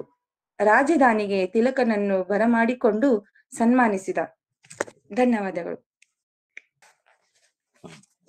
ನೋಡಿ, ಎಷ್ಟೊಂದು ಜನ ಮೆಚ್ಚಿಕೊಂಡು ಪ್ರತಿಕ್ರಿಯೆ ತೋರಿಸ್ತಾ ಇದ್ದಾರೆ, ಚಪ್ಪಾಳೆ ಹೊಡಿತಾ ಇದ್ದಾರೆ. ಸಂತೋಷ. ಈಗ ನೀವೇ ಹೇಳಿ, ಈ ಕಥೆಯ ಬಗ್ಗೆ ನಿಮ್ಮ ಅನಿಸಿಕೆ, ವಿಮರ್ಶೆ, ಈ ಕಥೆಯನ್ನ ಇಟ್ಕೊಂಡು ನೀವು ನಡೆಸಬೇಕೆಂದಿರುವ ಸಂವಾದ ಏನಾದ್ರು ಇದ್ರೆ ದಯವಿಟ್ಟು ಮಾಡಿ. ಈ ಕಥೆಯನ್ನ ನಾನು ಆಯ್ಕೆ ಮಾಡ್ಕೊಳ್ಳೋ ಕಾರಣ ಒಂದೇ, ಕತೆ ಒಂದು ಹೆಡ್ಲೈನ್ ಏನಿದೆಯಲ್ಲ ಸರ್, ಆ ಒಂದು ಕಥೆಯನ್ನ ಹೆಡ್ಲೈನ್ ಓದಿದಾಗ ಕುತೂಹಲ ಮೂಡಿತು. ಒಂದೇದು. ಎರಡನೇದು ಆಸಕ್ತಿ. ಇನ್ನೊಂದು ಅದ್ರ ಜೊತೆಗೆ ಮಾನವನಿಗೆ ಇದು ಈ ಕಥೆಯಿಂದ ಅದನ್ನ ಓದಿದಾದ ನಂತರ, ಇದು 5ನೇ 6ನೇ ತರಗತಿ ಮಕ್ಕಳಿಗೆ ನಾನು ಹೇಳಿದ್ದೆ, ಇದೇ ವರ್ಷದ ಪುಸ್ತಕ ಸರ್ ಇದು. ಸೊ ಹಾಗಾಗಿ ನನಗೆ ಇಲ್ಲಿ ಒಂದು ಕುತೂಹಲ ಮತ್ತೆ ಆಸಕ್ತಿ ಬಂದಿತ್ತು ಆ ಹೆಡ್ಲೈನ್ ನೋಡೋದ್ರಿಂದ. ಅದನ್ನ ಓದಿದಾದ ನಂತರ ಒಂದು ಒಳ್ಳೆಯ 3 ಮಾತುಗಳು, ಸಂದೇಶ ಮಾನವನಿಗೆ, ಅವರು ಸಣ್ಣವರಾಗಿರ್ಬಹುದು, ದೊಡ್ಡವರು ಆಗಿರ್ಬೋದು, ನಾವೇ ಅಂತಾನೆ ಅನ್ಕೊಳ್ಳೋಣ ಸರ್ ಸಹಜವಾಗಿ. ಸೊ ಇದು ಒಂದು 3 ಅಂಶಗಳು ನನ್ಗೆ ಇಷ್ಟ ಆಯ್ತು. ಅದರಲ್ಲಿ ನನಗೆ ಇಷ್ಟವಾಗಿರೋದಂದ್ರೆ 2. ಅಜ್ಜ ಹೇಳಿರೋ ಮಾತು, ಕೆಲಸ ಮಾಡದೆ ಕೂಡಬೇಡ, ಪಶು ಪಕ್ಷಿಗಳಲ್ಲಿ ದಯೆ ಇರಲಿ. ಇದು ನನಗೆ ಬಹಳ ಇಷ್ಟವಾದಂತ 2 ನುಡಿಗಳು. ಆ 2 ಮಾತು ನನ್ನ ಬಹಳ ಇಷ್ಟಪಡ್ತೀನಿ, ನನ್ನಲ್ಲೂ ಅಳವಡಿಸ್ಕೊಂಡಿದ್ದೇನೆ ಅನ್ಕೋತೀನಿ. ತಮ್ಮ ಅಭಿಪ್ರಾಯ ಹಾಗೂ ನನ್ನ ಒಂದು ಕತೆ ವಾಚನದ ಬಗ್ಗೆ ಇದ್ರೆ ದಯಮಾಡಿ ಹಂಚಿಕೊಳ್ಳಿ. ನಮಸ್ಕಾರ. ಕತೆ ಚೆನ್ನಾಗಿದೆ. ಈ ಕತೆ ಓದಿದಾಗ ನನ್ ನೆನಪಾಗಿದ್ದ ಸಾಲು ಅಂದ್ರೆ, ಕೆರೆಯ ನೀರನ್ನು ಕೆರೆಗೆ ಚೆಲ್ಲಿ ಅನ್ನೋ ಒಂದು ಸಾಲು ನೆನಪಾಯ್ತು.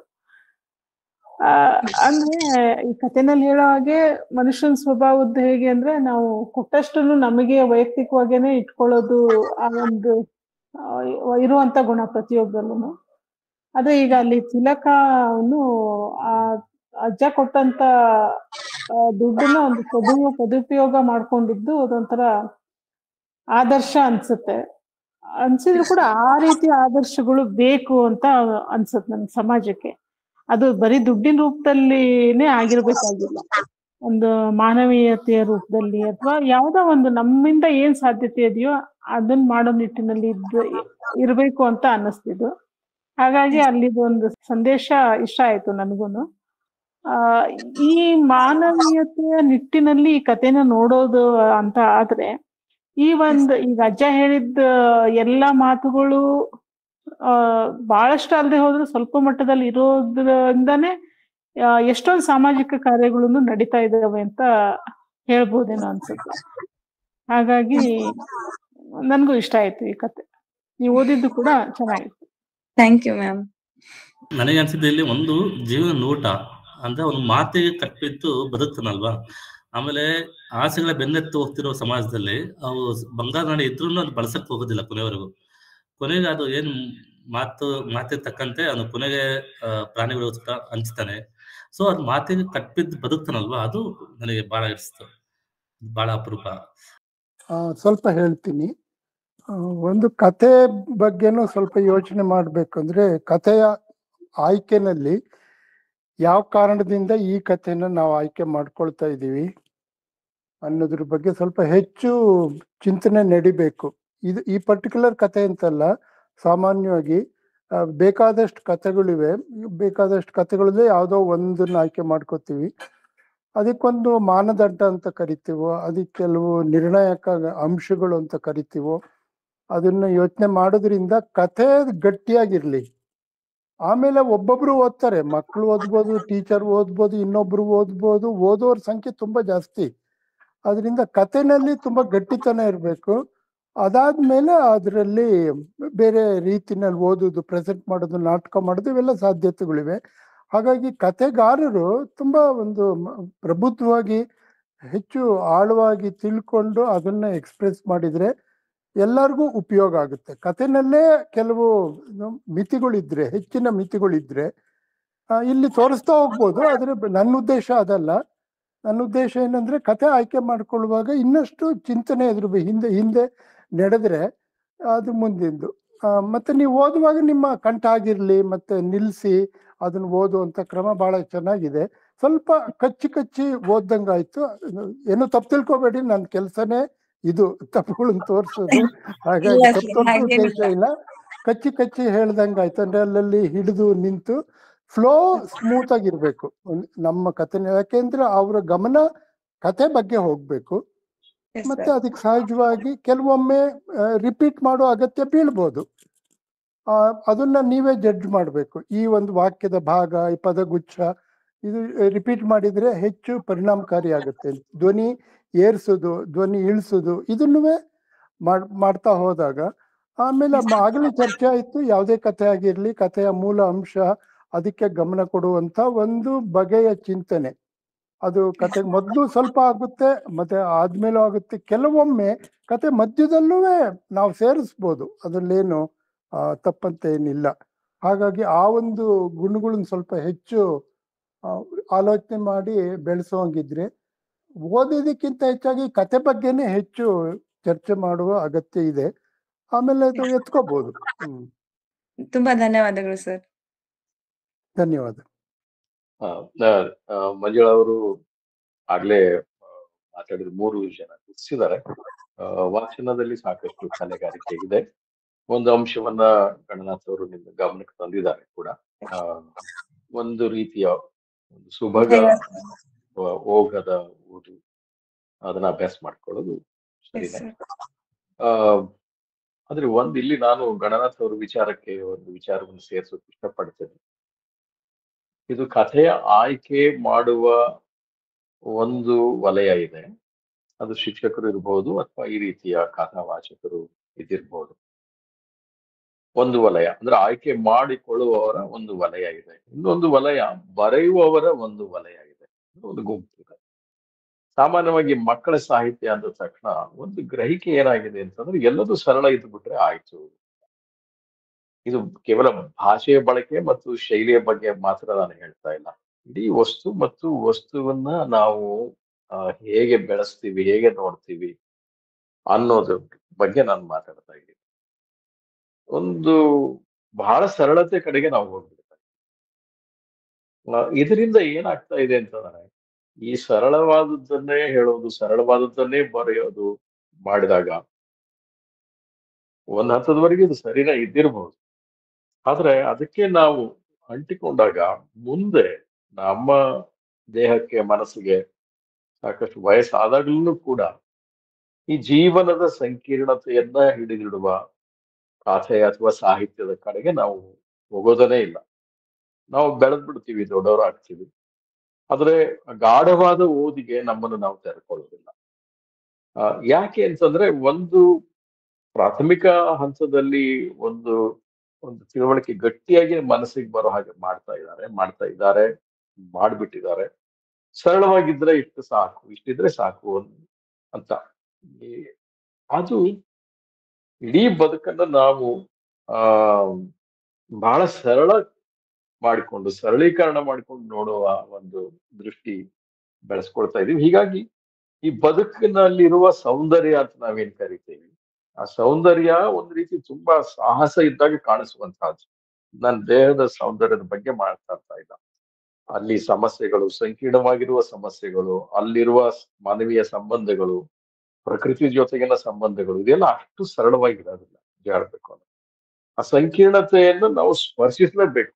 ಅದೊಂದು ರೀತಿ ವಿದ್ಯುತ್ ಆಘಾತ ಕೊಟ್ಟಂಗೂ ಇರುತ್ತೆ ನಿಜವಾಗ್ಲೂ ಸ್ಪರ್ಶಿಸಿದ್ರೆ. ಆದ್ರೆ ಆ ವಿದ್ಯುತ್ ಆಘಾತಕ್ಕೆ ಒಳಗಾದಾಗನೇ ಒಂದು ಹೊಸದೇನೋ ನಮ್ಗೆ ಕಾಣಿಸ್ಕೊಳ್ಳಕ್ ಸಾಧ್ಯ ಆಗುತ್ತೆ. ಆ ರೀತಿಯ ನಿಟ್ಟಿನಲ್ಲಿ ನಮ್ಮ ಓದುಗಳು ಬೆಳಿಬೇಕು ಅನ್ನುವ ಒಂದು ಮಾತನ್ನ ನಾನು ಇಲ್ಲಿ ಸೇರಿಸೋದಕ್ಕೆ ಇಷ್ಟಪಡ್ತೀನಿ. ಈಗ ನಾವು ಮತ್ತೆ ಮುಂದಿನ ಓದುಗರನ್ನ, ವಾಚಕರನ್ನ ಕಳಿಸ್ಕೊಳ್ಳೋಣ. ಈಗ ಧ್ವನಿಪಳದಿಂದ ಶ್ರೀನಿವಾಸ್ ಅವರು ವಾಚನ ಮಾಡ್ತಾರೆ. ಎಲ್ಲರಿಗೂ ನಮಸ್ಕಾರ. ನಾನು ಮೊದಲಿಗೆ ಒಂದು ಪದ್ಯದಿಂದ ಶುರು ಮಾಡ್ತೀನಿ. ನಾಗರ ಹಾವೆ ಹಾವಳು ಹೂವೆ, ಬಾಗಿಲ ಬಿಲದಲ್ಲಿ ನಿನ್ನೆಯ ಟಾವೆ, ಕೈಗಳ ಮುಗಿವೆ ಹಾಲ ನೀವೆ, ಬಾ ಬಾ ಬಾ ಬಾ ಬಾ ಬಾ. ಇದೇನಪ್ಪ ಕತೆ ವಾಚನ ಮಾಡ್ತೀನಿ ಅಂತ ಹೇಳಿ ಕವನ ವಾಚನ ಮಾಡ್ತಿದ್ದೀನಿ ಅಂತ ಅನ್ಕೋಬೇಡ್ರಿ. ಈ ಕವನ ಕೇಳಿದ ತಕ್ಷಣ ನಮ್ಗೆ ನೆನಪಾಗುವುದು ಪಂಜೆ ಮಂಗೇಶರಾಯರು ಅಲ್ವಾ? ಮಕ್ಕಳ ಸಾಹಿತ್ಯದ ಪಿತಾಮಹ ಎಂದೇ ಪ್ರಸಿದ್ಧರಾದಂತಹ ಪಂಜೆ ಮಂಗೇಶರಾಯರು ದಕ್ಷಿಣ ಕನ್ನಡ ಜಿಲ್ಲೆಯ ಬಂಟ್ವಾಳದಲ್ಲಿ 1874 ಫೆಬ್ರವರಿ 22ರಂದು ಜನಿಸ್ತಾರೆ. ಇವರ ತಾಯಿ ಹೆಸರು ಶಾಂತಾದುರ್ಗ, ತಂದೆ ರಾಮಪ್ಪಯ್ಯ. ಮುಖ್ಯವಾಗಿ ಇವ್ರಿಗೆ ಪಂಜೆ ಅನ್ನೋ ಹೆಸರು ಬರೋದಕ್ಕೆ ಕಾರಣ ದಕ್ಷಿಣ ಕನ್ನಡ ಜಿಲ್ಲೆಯ ಪಂಜೆ ಎಂಬಲ್ಲಿ ಮಂಗೇಶರಾಯರ ಪೂರ್ವಜರು ವಾಸಿಸುತ್ತಿದ್ದರು. ಅವರ ಮುತ್ತಜ್ಜ ದಾಸಪ್ಪಯ್ಯನವರ ಅಕಾಲ ಮರಣದ ನಂತರ ಅವರು ಇಡೀ ಕುಟುಂಬ ಬಂಟ್ವಾಳದಲ್ಲಿ ಬಂದು ನೆಲೆಸ್ತಾರೆ. ಆ ಬಳಿಕ ಈ ಕುಟುಂಬವನ್ನು ಪಂಜೆ ಎಂದೇ ಕರೆಯೋದು ರೂಢಿಯಾಗಿರುತ್ತೆ. ಆದ್ರಿಂದಲೇ ಇವ್ರಿಗೆ ಪಂಜೆ ಮಂಗೇಶರಾಯರು ಎನ್ನುವ ಹೆಸರು ಬರುತ್ತೆ. ಇವರು ವೃತ್ತಿಯಿಂದ ಶಿಕ್ಷಕ ಮತ್ತು ಶಾಲಾ ಇನ್ಸ್ಪೆಕ್ಟರ್ ಆಗಿದ್ದ ಇವರು ಶಿಕ್ಷಣ ಕ್ಷೇತ್ರದಲ್ಲಿ ಆಧುನಿಕ ಸುಧಾರಣೆಗಳನ್ನು ತರಲು ಶ್ರಮಿಸಿದರು. ಆಟ, ಹಾಡು ಮತ್ತು ಕಥೆಗಳ ಮೂಲಕ ಬೋಧಿಸುವ ವಿನೂತನ ವಿಧಾನಗಳನ್ನು ಪರಿಚಯಿಸಿ ಕನ್ನಡ ಸಾಹಿತ್ಯಕ್ಕೆ ಹೊಸ ತಿರುವನ್ನು ನೀಡಿದರು. ಪಂಜೆ ಮಂಗೇಶರಾಯರ ಕನ್ನಡ ಸಾಹಿತ್ಯದಲ್ಲಿ ಹಲವಾರು ಪ್ರಕಾರಗಳಲ್ಲಿ ಅಮೂಲ್ಯ ಕೊಡುಗೆ ನೀಡಿದ್ದಾರೆ. ಅದರಲ್ಲೂ ವಿಶೇಷವಾಗಿ ಮಕ್ಕಳಿಗಾಗಿ ಪ್ರತ್ಯೇಕ ಸಾಹಿತ್ಯ ರಚನೆಗೆ ಹೆಚ್ಚು ಒತ್ತು ನೀಡಿದ ಇವರು ಮಕ್ಕಳ ಮನಸ್ಸನ್ನು ಸೂಕ್ಷ್ಮವಾಗಿ ಅರಿತು ಸರಳವಾದ ಮತ್ತು ಮಧುರವಾದ ಒಂದು ಹಾಡುಗಳನ್ನು ರಚಿಸಿದರು. ಇವರ ಅತ್ಯಂತ ಪ್ರಸಿದ್ಧ ಕವನ ಈಗ ನಾವು ಕೇಳಿದ್ವಲ್ಲ, ನಾಗರ ಹಾವೆ ಹಾವಳು ಹೂವೆ, ಅದು. ಆಮೇಲೆ ಮೂಡುವನು ರವಿ ಮೂಡುವನು, ಇವೆಲ್ಲ ನಮ್ಮ ಇಂದಿಗೂ ಸಹ ಎಲ್ಲರ ಬಾಯಲ್ಲಿ ಅವು ಗುಣುಗ್ತಾ ಇರ್ತವೆ. ಇವರ ಮಕ್ಕಳ ಕಥೆಗಳು ಅಂದ್ರೆ ಗುಡುಗುಡು ಗುಮ್ಮಟ ದೇವರು, ಇಲಿಗಳ ತಕತೈ, ಮೂರು ಕರಡಿಗಳು, ಅರ್ಗಣೆ ಮುದ್ದೆ, ಸಿಗಡಿ ಯಾಕೆ ಒಣಗಲಿಲ್ಲ, ಇಂತಹ ಕಥೆಗಳು ಮಕ್ಕಳಿಗೆ ತುಂಬಾ ಪ್ರೀತಿಯ ಕಥೆಗಳಾಗಿವೆ. ಮತ್ತೆ ಇವರು ಕನ್ನಡ ಸಾಹಿತ್ಯದಲ್ಲಿ ಮೊಟ್ಟ ಮೊದಲ ಬಾರಿಗೆ ಸಣ್ಣ ಕಥೆಗಳನ್ನು ಪರಿಚಯಿಸಿದ ಪ್ರವರ್ತಕರಲ್ಲಿ ಇವರು ಒಬ್ಬರು. ಇವರ ಹಾಸ್ಯಭರಿತ ಕಥೆಗಳಾದ ನನ್ನ ಚಿಕ್ಕ ತಂದೆ, ಆಮೇಲೆ ಕಮಲಾಪುರದ ಹೋಟೆಲ್ ನಲ್ಲಿ, ಇವು ಓದುಗರಿಗೆ ಹೊಸ ಅನುಭವ ನೀಡಿದ ಕಥೆಗಳು. ಇದಲ್ಲದೆ ಇವರು ಕೊಡವರ ಜೀವನವನ್ನು ಕುರಿತು ಉತ್ತರಿ ಹಾಡು ಎಂಬ ಕಥನ ಕವನ ಮತ್ತು ತುಳುನಾಡಿನ ವೀರರ ಕತೆ ಕೋಟಿ ಚೆನ್ನಯ್ಯ ದಂತಹ ಉತ್ತಮ ಕೃತಿಗಳನ್ನು ಸಹ ರಚಿಸಿದ್ದಾರೆ. ಉತ್ತರೆ ಹಾಡು ಕೊಡಗಿನ ಜನರ ಜೀವನ ಶೈಲಿ ಮತ್ತು ಸಂಸ್ಕೃತಿಯನ್ನು ಕುರಿತ ಕಥನ ಕವನ ಇದಾಗಿದ್ದು, ಇದು ಕೊಡಗಿನ ರಾಷ್ಟ್ರಗೀತೆಯಂತೆಯೇ ಜನಪ್ರಿಯವಾಗಿದೆ. ಪಂಚಕಜ್ಜಾಯ ಇದು ಇವರ ಸಂಶೋಧನಾ ಲೇಖನಗಳ ಒಂದು ಸಂಗ್ರಹವಾಗಿದೆ. ಇಲಿಗಳ ತಕತೈ. ಒಂದಾನೊಂದು ಊರಿನಲ್ಲಿ ಒಬ್ಬ ಅರಸ ಇದ್ದನು. ಆ ಅರಸನಿಗೆ ಹೆಂಡತಿ ಇದ್ದಳು. ಅರಸನ ಹೆಂಡತಿಗೆ ಅರಸಿ ಎನ್ನುತ್ತಾರೆ. ಅವ್ರಿಗೆ ಒಬ್ಬ ಮಗಳು ಇದ್ದಳು. ಅರಸ ಮಗಳು ಅರಮನೆಯಲ್ಲಿ ಸುಖವಾಗಿ ಇದ್ದಳು. ಆ ಅರಮನೆಯಲ್ಲಿ 2 ಇಲಿಗಳಿದ್ದವು. ಇಲಿಗಳಲ್ಲಿ ಒಂದು ಗಂಡು, ಒಂದು ಹೆಣ್ಣು. ಆ ಇಲಿಗಳು ತಮ್ಮ ಬಿಲದಿಂದ ಹೊರಗೆ ಬಂದು ರಾತ್ರಿಯಲ್ಲಿ ಚೀರುತ್ತಿದ್ದವು. ಇಲಿಗಳ ಚಿಲಿಪಿಲಿಯಿಂದ ಅರಸನ ನಿದ್ದೆಗೆ ಅಡ್ಡಿಯಾಗುತ್ತಿತ್ತು. ಒಂದು ದಿನ ಅರಸನು ತನ್ನ ಆಳನ್ನು ಕರೆದು, ಎಲ ಈ ಇಲಿಗಳನ್ನು ಹಿಡಿಬೇಕು ಎಂದು ಅಪ್ಪಣೆ ಕೊಟ್ಟನು. ಆ ಆಳು ಗೂಡನ್ನು ಮಾಡಿ ಅದರಲ್ಲಿ ತಿಂಡಿಯನ್ನು ಮಡಗಿ ಬಿಲದ ಹತ್ತಿರ ಇಟ್ಟನು. ಇಲಿಗಳು ಬಿಲದಿಂದ ಹೊರಗೆ ಬಂದು ಅಲ್ಲಿ ಇಲ್ಲಿ ಅಡ್ಡಾಡಿದವು, ಅತ್ತ ಇತ್ತ ಓಡಾಡಿದವು. ಕಡೆಗೆ ತಿಂಡಿಯ ವಾಸನೆ ಹಿಡಿದು ಗೂಡಿನ ಹತ್ತಿರ ಬಂದವು. ಗಂಡು ಇಲಿ ಗೂಡಿನ ಒಳಗೆ ನುಸುಳಿ ತಿಂಡಿಯ ಚೂರಿಗೆ ಬಾಯಿ ಹಾಕಿತು. ಅಷ್ಟರಲ್ಲಿ ಗೂಡಿನ ಬಾಗಿಲು ಡಬ್ ಎಂದು ಮುಚ್ಚಿತು. ಗಂಡು ಇಲಿ ಗೂಡಿನಲ್ಲಿ ಸಿಕ್ಕಿಬಿತ್ತು. ಅದನ್ನು ಕಂಡು ಹೆಣ್ಣು ಇಲಿ ಚುಮ್ ಚುಮ್ ಚುಮ್ ಚುಮ್ ಎಂದು ಇಡೀ ರಾತ್ರಿ ಗೋಳಾಡಿತು. ಕತ್ತಲೆ ಹೋಗಿ ಬೆಳಕು ಹರಿಯಿತು. ಅರಮನೆಯವರು ಎಚ್ಚರವಾದರು. ಆಗ ಹೆಣ್ಣು ಇಲಿ, ನಮ್ಮ ಅರಸ ಮಗಳು ಈಗ ಇತ್ತಲಿಗೆ ಬರುವಳು. ನಾನು ಅವಳ ಕಾಲಿಗೆ ಬೀಳುವೆನು. ಅವಳು ನನ್ನ ಗಂಡನನ್ನು ಬಿಡಿಸಿಕೊಡುವಳು ಎಂದು ನೆನೆಸಿ ಇತ್ತಲಿಗೆ ಹೋಯಿತು. ಹಾಗೆ ಹೋಗುತ್ತಿದ್ದಾಗ ಇಲಿಯ ಕಾಲಿಗೆ ಒಂದು ಮುಳ್ಳು ಚುಚ್ಚಿತು. ಮುಳ್ಳನ್ನು ತೆಗೆಯುವುದಕ್ಕಾಗಿ ಆ ಇಲಿ ಒಬ್ಬ ಕೆಲಸಿಯ ಮನೆಗೆ ಹೋಯಿತು. ಆ ಕೆಲಸಿ ತನ್ನ ಬಾಳನ್ನು ಕಲ್ಲಿನ ಮೇಲೆ ಮಸುಯುತ್ತಿದ್ದನು. ಬಾಳು ಅಂದ್ರೆ ಕತ್ತಿ. ಇಲಿ ಕೆಲಸೆಯನ್ನು ಕಂಡು, ಅಣ್ಣ ಅಣ್ಣ ಈ ಮುಳ್ಳನ್ನು ಕಿತ್ತು ತೆಗೆಯುವೆಯಾ ಎಂದು ಕೇಳಿ ತನ್ನ ಕಾಲನ್ನು ತೋರಿಸಿತು. ಕೆಲಸಿ ತನ್ನ ಬಾಳಿನಿಂದ ಆ ಮುಳ್ಳನ್ನು ತೆಗೆಯುವಾಗ ಇಲಿಯ ಕಾಲು ಕಡಿದು ಹೋಯಿತು. ಆಗ ಇಲಿ, ಎಲ ಎಲ ಕೊಡು ನನ್ನ ಕಾಲು, ಇಲ್ಲವೇ ಇಡು ನಿನ್ನ ಬಾಳು ಎಂದು ಗದರಿಸಿತು. ಕೆಲಸಿ ತನ್ನ ಬಾಳನ್ನು ಇಲಿಗೆ ಕೊಟ್ಟನು. ಆ ಇಲಿ ಅದನ್ನು ಹಿಡಿದುಕೊಂಡು ಅರಮನೆಗೆ ಬರುತ್ತಿತ್ತು. ಹಾಗೆ ಬರುತ್ತಿದ್ದಾಗ ಒಬ್ಬ ಕುಂಬಾರನು ಒಂದು ಗಡಿಗೆಯನ್ನು ಬೆರಳಿನಿಂದ ತಟ್ಟುತ್ತಿದ್ದನು. ಇಲಿ ಕುಂಬಾರನನ್ನು ಕಂಡು, ಅಣ್ಣ ಅಣ್ಣ ಗಡಿಗೆಯನ್ನು ಕೈಯಿಂದ ಯಾಕೆ ತಟ್ಟುತ್ತಿ? ಇಕೋ ಈ ಬಾಳು ಇದೆ, ಇದರಿಂದ ತಟ್ಟು ಎಂದು ಹೇಳಿ ಬಾಳನ್ನು ತೋರಿಸಿತು. ಕುಂಬಾರನು ಬಾಳನ್ನು ಹಿಡಿದುಕೊಂಡು ಗಡಿಗೆಯನ್ನು ತಟ್ಟುವಾಗ ಬಾಳು ಮುರಿದು ಹೋಯಿತು. ಆಗ ಇಲಿ, ಎಲ ಎಲ ಕೊಡು ನನ್ನ ಬಾಳು, ಇಲ್ಲವೇ ಇಡು ನಿನ್ನ ಗಡಿಗೆ ಎಂದು ಗದರಿಸಿತು. ಕುಂಬಾರನು ತನ್ನ ಗಡಿಗೆಯನ್ನು ಇಲಿಗೆ ಕೊಟ್ಟನು. ಇಲಿಯು ಅದು ಹೊತ್ತುಕೊಂಡು ಅರಮನೆಗೆ ಬರುತ್ತಿತ್ತು. ಹಾಗೆ ಬರುತ್ತಿದ್ದಾಗ ಒಬ್ಬ ತೋಟಗಾರನು ಬಾಳೆಯ ತೋಟಕ್ಕೆ ಆಳೆಯಿಂದ ನೀರು ಮುಗಿಯುತ್ತಿದ್ದನು. ಇಲಿ ತೋಟಗಾರನನ್ನು ಕಂಡು, ಅಣ್ಣ ಅಣ್ಣ ಆಳೆಯಿಂದ ಯಾಕೆ ನೀರು ಮುಗಿಯುತ್ತಿ? ಇಕೋ ಈ ಗಡಿಗೆ ಇದೆ, ಇದರಿಂದ ಮುಗಿ ಎಂದು ಹೇಳಿ ಗಡಿಗೆಯನ್ನು ತೋರಿಸಿತು. ತೋಟಗಾರನು ಆ ಗಡಿಗೆಯನ್ನು ಎತ್ತಿಕೊಂಡು ನೀರು ಮುಗಿಯುವಾಗ ಗಡಿಗೆ ಒಡೆದು ಹೋಯಿತು. ಆಗ ಇಲಿ, ಎಲ ಎಲ ಕೊಡು ನನ್ನ ಗಡಿಗೆ, ಇಲ್ಲವೇ ಇಡು ನಿನ್ನ ಹಣ್ಣು ಎಂದು ಗದರಿಸಿತು. ಆ ತೋಟಗಾರನು ತನ್ನ ಹಣ್ಣುಗೊನೆಯನ್ನು ಇಲಿಗೆ ಕೊಟ್ಟನು. ಇಲಿಯು ಅದನ್ನು ಎತ್ತಿಕೊಂಡು ಅರಮನೆಗೆ ಬರುತ್ತಿತ್ತು. ಹಾಗೆ ಬರುತ್ತಿದ್ದಾಗ ಒಬ್ಬ ಗಾಡಿಯಾಳು ಖಾಲಿ ಗಾಡಿಯನ್ನು ಹೊಡೆದುಕೊಂಡು ಹೋಗುತ್ತಿದ್ದನು. ಇಲಿ ಗಾಡಿಯಾಳನ್ನು ಕಂಡು, ಅಣ್ಣ ಅಣ್ಣ ಖಾಲಿ ಗಾಡಿ ಯಾಕೆ ಹೊಡಿತಿ? ಇಕೋ ಈ ಗೊನೆ ಇದೆ, ಇದನ್ನು ಗಾಡಿಯಲ್ಲಿಡು ಎಂದು ಹೇಳಿ ಹಣ್ಣುಗೊನೆಯನ್ನು ತೋರಿಸಿತು. ಗಾಡಿಯಾಳು ಆ ಗೊನೆಯನ್ನು ಗಾಡಿಯಲ್ಲಿ ಇಡುವಾಗ ಗಾಡಿ ಎತ್ತು ಅದನ್ನು ತಿಂದುಬಿಟ್ಟಿತು. ಆಗ ಇಲಿ, ಎಲ ಎಲ ಕೊಡು ನನ್ನ ಹಣ್ಣು, ಇಲ್ಲವೇ ಇಡು ನಿನ್ನ ಎತ್ತು ಎಂದು ಗದರಿಸಿತು. ಆ ಗಾಡಿಯಾಳು ತನ್ನ ಎತ್ತನ್ನು ಕೊಟ್ಟನು. ಅದನ್ನು ಅಟ್ಟಿಕೊಂಡು ಅರಮನೆಗೆ ಬರುತ್ತಿತ್ತು. ಹಾಗೆ ಬರುತ್ತಿದ್ದಾಗ ಒಬ್ಬ ಗಾಣಿಗನು ಗಾಣವನ್ನು ನೂಕುತ್ತಿದ್ದನು. ಇಲಿ ಗಾಣಿಗನನ್ನು ಕಂಡು, ಅಣ್ಣ ಅಣ್ಣ, ನೀನ್ ಯಾಕೆ ಗಾಣ ನೂಕ್ತಿ? ಇಕೋ, ಈ ಎತ್ತಿದೆ, ಇದನ್ನು ಗಾಣಕ್ಕೆ ಕಟ್ಟಿ ಎಂದು ಹೇಳಿ ಎತ್ತನ್ನು ತೋರಿಸಿತು. ಗಾಣಿಗನು ಎತ್ತನ್ನು ಹಿಡಿದು ಗಾಳಕ್ಕೆ ಕಟ್ಟುವಾಗ ಎತ್ತು ಸತ್ತು ಹೋಯಿತು. ಆಗ ಇಲಿ, ಎಲ ಎಲ, ಕೊಡು ನನ್ನ ಎತ್ತು, ಇಲ್ಲವೇ ಇಡು ನಿನ್ನ ಎಣ್ಣೆ ಎಂದು ಗದರಿಸಿತು. ಗಾಣಿಗನು ತನ್ನ ಎಣ್ಣೆಯನ್ನು ಕೊಟ್ಟನು. ಇಲಿಯು ಅದನ್ನು ತೆಗೆದುಕೊಂಡು ಅರಮನೆಗೆ ಬರುತ್ತಿತ್ತು. ಹಾಗೆ ಬರುತ್ತಿದ್ದಾಗ ಅರಸಿಯು ತನ್ನ ಮಗಳಿಗೆ ತಲೆ ಬಾಚುತ್ತಿದ್ದಳು.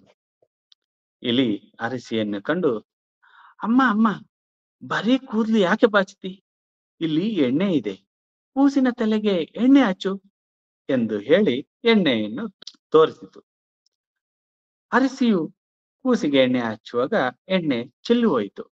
ಆಗ ಇಲಿ, ಅಮ್ಮ ಅಮ್ಮ, ಈ ಕೊಡು ನನ್ನ ಎಣ್ಣೆ, ಇಲ್ಲವೇ ಇಡು ನಿನ್ನ ಕೂಸು ಎಂದು ಗದರಿಸಿತು. ಅರಸಿಯು, ಇಲಿ ಇಲಿ, ನನಗೆ ಒಂದೇ ಒಂದು ಕೂಸು, ಇವಳನ್ನು ಕೊಟ್ಟರೆ ನನಗೆ ಯಾರಿದ್ದಾರೆ? ಬೇರೆ ಯಾವುದನ್ನು ಬೇಕಾದ್ರೂ ಕೇಳು, ತಂದು ಕೊಡುತ್ತೇನೆ, ನಮ್ಮ ಕೂಸನ್ನು ಮಾತ್ರ ಕೇಳ್ಬೇಡ ಎಂದು ಹೇಳಿದಳು. ಹಾಗಾದ್ರೆ ನನ್ನ ಗಂಡನನ್ನು ಕೊಟ್ಬಿಡು, ನನಗೆ ನಿನ್ನ ಮಗಳು ಬೇಡ ಎಂದು ಇಲಿ ಹೇಳಿತು. ನಿನ್ನ ಗಂಡನನ್ನು ನಾನು ನೋಡ್ಲೇ ಇಲ್ಲ, ನೋಡಿದ್ರೆ ತಂದು ಕೊಡುತ್ತಿದ್ದೇನು ಎಂದು ಅರಸಿ ಹೇಳಿದಳು. ಓ, ಅಲ್ಲಿ ನೋಡು, ಆ ಗೂಡಿನಲ್ಲಿ ನನ್ನ ಗಂಡನು ಇದ್ದಾನೆ, ಒಂದು ಸಲ ಬಾಗಿಲು ತೆಗೆದು ಬಿಡು ಎಂದು ಹೇಳಿ ಇಲಿ ಗೂಡಿನ ಬಳಿಗೆ ಓಡಿತು. ಕೂಡಲೇ ಅರಸಿಯು ಗೂಡಿನ ಬಾಗಿಲನ್ನು ತೆರೆದು ಆ ಗಂಡು ಇಲಿಯನ್ನು ಹೊರಗೆ ಬಿಟ್ಟಿತು. ಆಮೇಲೆ ಗಂಡು ಇಲಿ ಹೆಣ್ಣು ಇಲಿ ಕೈ ಕೈ ಹಿಡಿದು ಕುಣಿಯುತ್ತಾ ಹೀಗೆ ಆಡಿದವು. ಕಾಲು ಕೊಟ್ಟು ಬಾಳು ತಂದೆ ತೈ ತಕ ತೈ, ಬಾಳು ಕೊಟ್ಟು ಗಡಿಗೆ ತಂದೆ ತೈ ತಕ ತೈ, ಗಡಿಗೆ ಕೊಟ್ಟು ಹಣ್ಣು ತಂದೆ ತೈ ತಕ ತೈ, ಹಣ್ಣು ಕೊಟ್ಟು ಎತ್ತು ತಂದೆ ತೈ ತಕ ತೈ, ಎತ್ತು ಕೊಟ್ಟು ಎಣ್ಣೆ ತಂದೆ ತೈ ತಕ ತೈ, ಎಣ್ಣೆ ಕೊಟ್ಟು ಗಂಡ ತಂದೆ ತೈ ತಕ ತೈ, ತೈ ತಕ ತೈ, ತೈ ತಕ ತೈ. ಧನ್ಯವಾದಗಳು. ಇಲ್ಲಿಗೆ ಮುಗಿಯಿತು ಕತೆ. ಇಷ್ಟೊಂದು ಚಪ್ಪಾಳೆಗಳು. ಈ ಭಾಷೆ ತುಂಬಾ ಇಷ್ಟ ಆಯ್ತು, ಮುಖ್ಯವಾಗಿ ಪಂಜೆ ಮಂಗೇಶ್ ಅವರ ಒಂದು ಭಾಷೆ, ಕತೆ ಹೇಳುವ ಶೈಲಿ. ಆಮೇಲೆ ಇಲ್ಲೊಂದು ರೀತಿ ಪುನರಾವರ್ತನೆ ತರ ಬರುತ್ತೆ. ಅದು ಒಂದು ವಸ್ತು ಇಟ್ಕೊಂಡು ಅದನ್ನು ಮತ್ತೆ ಮರಳಿ ಪಡೆಯೋದು, ಆ ತರ ಇರುತ್ತೆ. ಆಮೇಲೆ ಇಲ್ಲಿ ಇನ್ನೊಂದು ನಾವು ಗಮನಿಸೋದೇನಂದ್ರೆ, ಒಂದು ವಸ್ತು ವಿನಿಮಯ ಸರಣಿಯನ್ನು ಇಲ್ಲಿ ಸೂಕ್ಷ್ಮವಾಗಿ ಗಮನಿಸಬಹುದು. ಆಮೇಲೆ ಇಲ್ಲಿ ಪ್ರತಿ ಸರಿನೂ ತನ್ನ ವಸ್ತುಕ್ಕಿಂತನೂ ಹೆಚ್ಚಿನ ಮೌಲ್ಯದನ್ನೇ ಬೇಡುತ್ತಾ ಹೋಗುತ್ತೆ. ಅದೇ ಈ ಕಥೆಯ ಒಂದು ತಿರುವು ಪಡೆಯೋದಕ್ಕೆ ಒಂದು ಶಕ್ತಿ ಅಂತ ಹೇಳ್ಬಹುದು. ಈ ತಂತ್ರಗಾರಿಕೆ ನನಗೆ ತುಂಬಾ ಇಷ್ಟ ಆಯ್ತು ಈ ಕಥೆಯಲ್ಲಿ. ಇದ್ರ ಬಗ್ಗೆ ನಿಮ್ಗೆ ಏನ್ ಅನ್ಸುತ್ತೆ? ಹಲೋ ಸರ್, ನಾನ್ ಮಾತಾಡ್ತಾ ಇದ್ದೀನಿ ಸರ್, ಸಂಗಮೇಶ್. ಕಥಾವಚನ ಚೆನ್ನಾಗಿತ್ತು.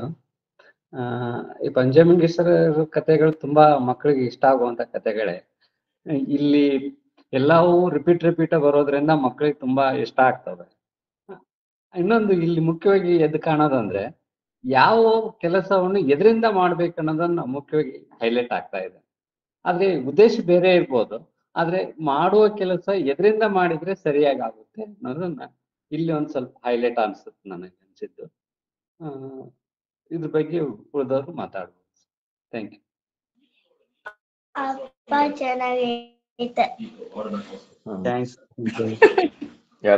ಅವನು ಆಗ್ಲಿಂದನೂ ಕತೆ ಕೇಳ್ತಾ ಇದ್ದ.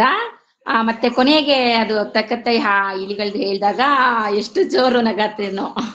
ಅಮ್ಮ ನಾನ್ ಹೇಳ್ತೀನಿ ಅಂದ. ಬಹಳ ಒಳ್ಳೆ, ತುಂಬಾ ಸಂತೋಷ. ನಾನು ಹೇಳ್ತೀನಿ. ಹಾ, ಮೊದಲನೇದು ಕಥೆನೇ ಬಹಳ ಚೆನ್ನಾಗಿದೆ. ಹಾಗಾಗಿ ಆ ಶಕ್ತಿಯಿಂದ ಉಳಿದಿದ್ದೆಲ್ಲ ಅದಕ್ಕೆ ಸೇರ್ಕೋತಾ ಹೋಗುತ್ತೆ. ಶ್ರೀನಿವಾಸ ಚೆನ್ನಾಗಿ ಓದಿದ್ರು. ಅದರ ನಿರೂಪಣೆಯಲ್ಲಿ ಭಾವ ಬರುವಂಥದ್ದು, ಮತ್ತೆ ಧ್ವನಿನಲ್ಲಿ ಏರಿಳಿತ, ಕೊನೆಗೆ ಬಂದ ಹಾಡಿಗೂ ಅದು ಸರಿಯಾದ ರೀತಿನಲ್ಲಿ ಬಂದು ಒಂದು ಪಾಯಿಂಟಲ್ಲಿ ನಿಂತು ಆಮೇಲೆ ಅದು ಕೊನೆ ಆಯ್ತು. ಸೊ ಅದೆಲ್ಲ ಒಂದು ಮನಸ್ಸಿನಲ್ಲಿ ಗೊತ್ತಿರೋರಿಗೆ ನಿರೀಕ್ಷಿತ. ಅಥವಾ ಹೊಸಬ ಮಕ್ಕಳಿದ್ರೆ ಅವ್ರು ಹೇಳಿದ್ರಲ್ಲ ಮಗುಗ್ ಬಹಳ ಇಷ್ಟ ಆಯ್ತು ಅಂತ, ಇದು ಕಥೆನಲ್ಲೇ ಇದೆ ಒಳಗಡೆನೆ. ಹಾಗಾಗಿ ಒಳ್ಳೆ ಕಥೆ ಆಯ್ಕೆ ಎಲ್ಲದಕ್ಕಿಂತ ಮುಖ್ಯ ಅನ್ನೋದು ಮತ್ತೆ ಇವಾಗ ಗೊತ್ತಾಗ್ತಾ ಇದೆ. ಇಲ್ಲಿ ಅವರು ಯಾವುದೋ ಒಂದು ದೊಡ್ಡ ತತ್ವನೋ ಅಥವಾ ಸಿದ್ಧಾಂತನೋ ಅಥವಾ ಅವ್ರಿಗೊಂದು ಅಡ್ವೈಸ್ ಉಪದೇಶನೋ ಕೊಡೋಕ್ ಹೋಗ್ತಾ ಇಲ್ಲ. ಇಲ್ಲಿ ನೋಡಿದ್ರೆ ಇದೊಂದು ಫ್ಯಾಂಟಸಿ ಕತೆ, ಖಂಡಿತ ಈ ತರ ನಡೆಯಕ್ ಸಾಧ್ಯ ಇಲ್ಲ ಅಲ್ವಾ. ಆದ್ರೆ ಮಕ್ಕಳಿಗೆ ಈ ಪ್ರಶ್ನೆ ಹೇಳೋದಿಲ್ಲ. ಅವ್ರಿಗೆ ಆಗ್ಲೇ ಅದು ಬಂತು, ಸಂಗಮೇಶ್ ಹೇಳಿದ್ರೆ ಯಾರೋ ಹೇಳಿದ್ರು ಅನ್ಸುತ್ತೆ, ಹೇಗೆ ಅದರ ಮೌಲ್ಯ ಹೆಚ್ಚಾಗೋದು ಅಥವಾ ಯಾವ್ದು ಏನ್ ಕೆಲಸ ಮಾಡುತ್ತೆ, ಎಣ್ಣೆ ಆದ್ರೆ ಚೆಲ್ಲುತ್ತೆ, ನೆಲಕ್ ಬೀಳ್, ಇವೆಲ್ಲ ಸರಳವಾದ ವಿಷಯ ಆದ್ರೂ ಮಗುಗ್ ಸರಳ ಅಲ್ಲ, ಮಗುಗ್ ಅದು ಹೊಸದು. ಕತೆ ಭಾಗವಾಗಿ ಬರೋದ್ರಿಂದ ಈಗ ಇದು ಮಾಲಾ ರೂಪದ ನಿರೂಪಣೆ ಇದು. ಅಂದ್ರೆ ಈಗ ಮೊದಲು ಒಂದು ಇಲಿ ಏನ್ ಸಿಗುತ್ತೆ ಅದು ಅದರಿಂದ ಇನ್ನೊಂದ್ ಕಡೆ ಹೋಗುತ್ತೆ. ಇದು ಎಲ್ಲಾ ಜನಪದ ಕಥೆಗಳಲ್ಲೂ ಮೂಲದಲ್ಲಿ ಬಹಳ ಕಡೆ ಇದು ಕಾಣಿಸುತ್ತೆ ನಮ್ಗೆ.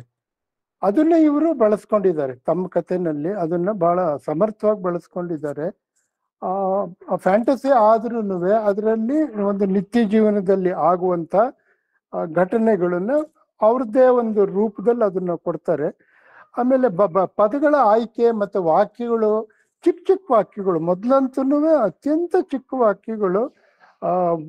ಒಂದು ಪದನೂ ನಾವು ಕಡಿಮೆ ಮಾಡಕ್ಕಾಗಲ್ಲ, ತೆಗೆದು ಹಾಕಕ್ಕಾಗಲ್ಲ, ಅಷ್ಟು ನಿಖರವಾಗಿ ಅದನ್ನ ಜೋಡಿಸಿರುವಂಥದ್ದು. ಆಮೇಲೆ ಭಾಷೆ ಸರಳ ಅಂತಲೂ ಹೇಳ್ಬೋದು, ಆದ್ರೆ ಅದು ಗಹನ ಅಂತಲೂ ಹೇಳ್ಬೋದು. ಹಾಗಾಗಿ ಉತ್ತಮ ಕಥೆಗಳಲ್ಲಿ ಒಂದು, ಉದ್ದನೂ ಜಾಸ್ತಿ ಇಲ್ಲ. ಹಾಗಾಗಿ ಇದು ಎಷ್ಟು ಕಷ್ಟ ಈ ತರ ಒಂದು ಪ್ರತಿಭೆ ಇರೋದು, ಅದು ನಮ್ಮಲ್ಲಿ ಇರೋದು ತುಂಬಾ ಅನುಕೂಲ. ಹಾಗಾಗಿ ಈ ರೀತಿಯ ಎಷ್ಟು ಸಾಧ್ಯನೋ ಅಷ್ಟಷ್ಟು ಕಥೆಗಳನ್ನ ತಂದು ಇದು ನೋಡಿ, ಇದಕ್ಕೆ ಎಷ್ಟೆಷ್ಟು ರೂಪಗಳನ್ನ ಕೊಡ್ಬೋದು. ನೀವು ಓದಿದ್ರಿ ಅದು ಫೈನ್, ಇದನ್ನ ಒಂದು ನಾಟಕ ಮಾಡ್ಬೋದು ಅಂದ್ರೆ ಖಂಡಿತವಾಗಿ ಮಾಡ್ಬೋದು, ಒಂದು ವಿಡಿಯೋ ಮಾಡ್ಬೋದು ಅಂದ್ರೆ ಅದು ಮಾಡ್ಬೋದು, ಇಬ್ರ ಮಧ್ಯೆ ಒಂದು ಕಾನ್ವರ್ಸೇಷನ್ ತರ ಇದರಲ್ಲಿ ಒಂದು ಕ್ಲಾಸ್ ರೂಮ್ ನಲ್ಲಿ ಮಾಡ್ಬೋದಾ ಅಂದ್ರೆ ಅದನ್ನು ಮಾಡ್ಬೋದು. ಈ ಮಾಲಾ ರೂಪದ ನಾನು ಹೇಳ್ತಿದ್ನಲ್ಲ, ಅದು ಗಣಿತಕ್ಕೂ ಬೇರೆ ರೀತಿನಲ್ಲಿ ಅಲ್ಲೂ ಬರುತ್ತೆ, ಬೇರೆ ಸಬ್ಜೆಕ್ಟ್ ಅಲ್ಲೂ ಬರುತ್ತೆ. ಒಟ್ಟಿನಲ್ಲಿ ಈ ಕಲಿಕೆನ ಅಟೆನ್ಷನ್ ಸ್ಪ್ಯಾನ್ ಕೂಡ ಹೆಚ್ಚಾಗುತ್ತೆ. ಯಾಕೆಂದ್ರೆ ಇಲ್ಲಿ ಅಲ್ಲಿಗೆ ಹೋದಾಗ ಏನ್ ಮಾಡಿರ್ಬೋದು ಅಂತ ಮಗುವಿನ ಮನಸ್ಸಿನಲ್ಲಿ ಪ್ರಶ್ನೆ ಬರುತ್ತೆ.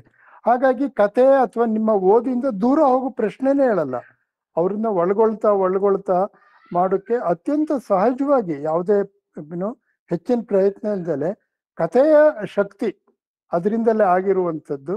ಹಾಗಾಗಿ ಕೇಳಕ್ ಓದಿದ್ದೆ ನಾನು ಬೆಳಗ್ಗೆ ಕಳಿಸಿದಾಗ, ಇದ್ ಮಾಡಿದಾಗ ಬಹಳ ಚೆನ್ನಾಗಿ ಅನ್ನಿಸ್ತು.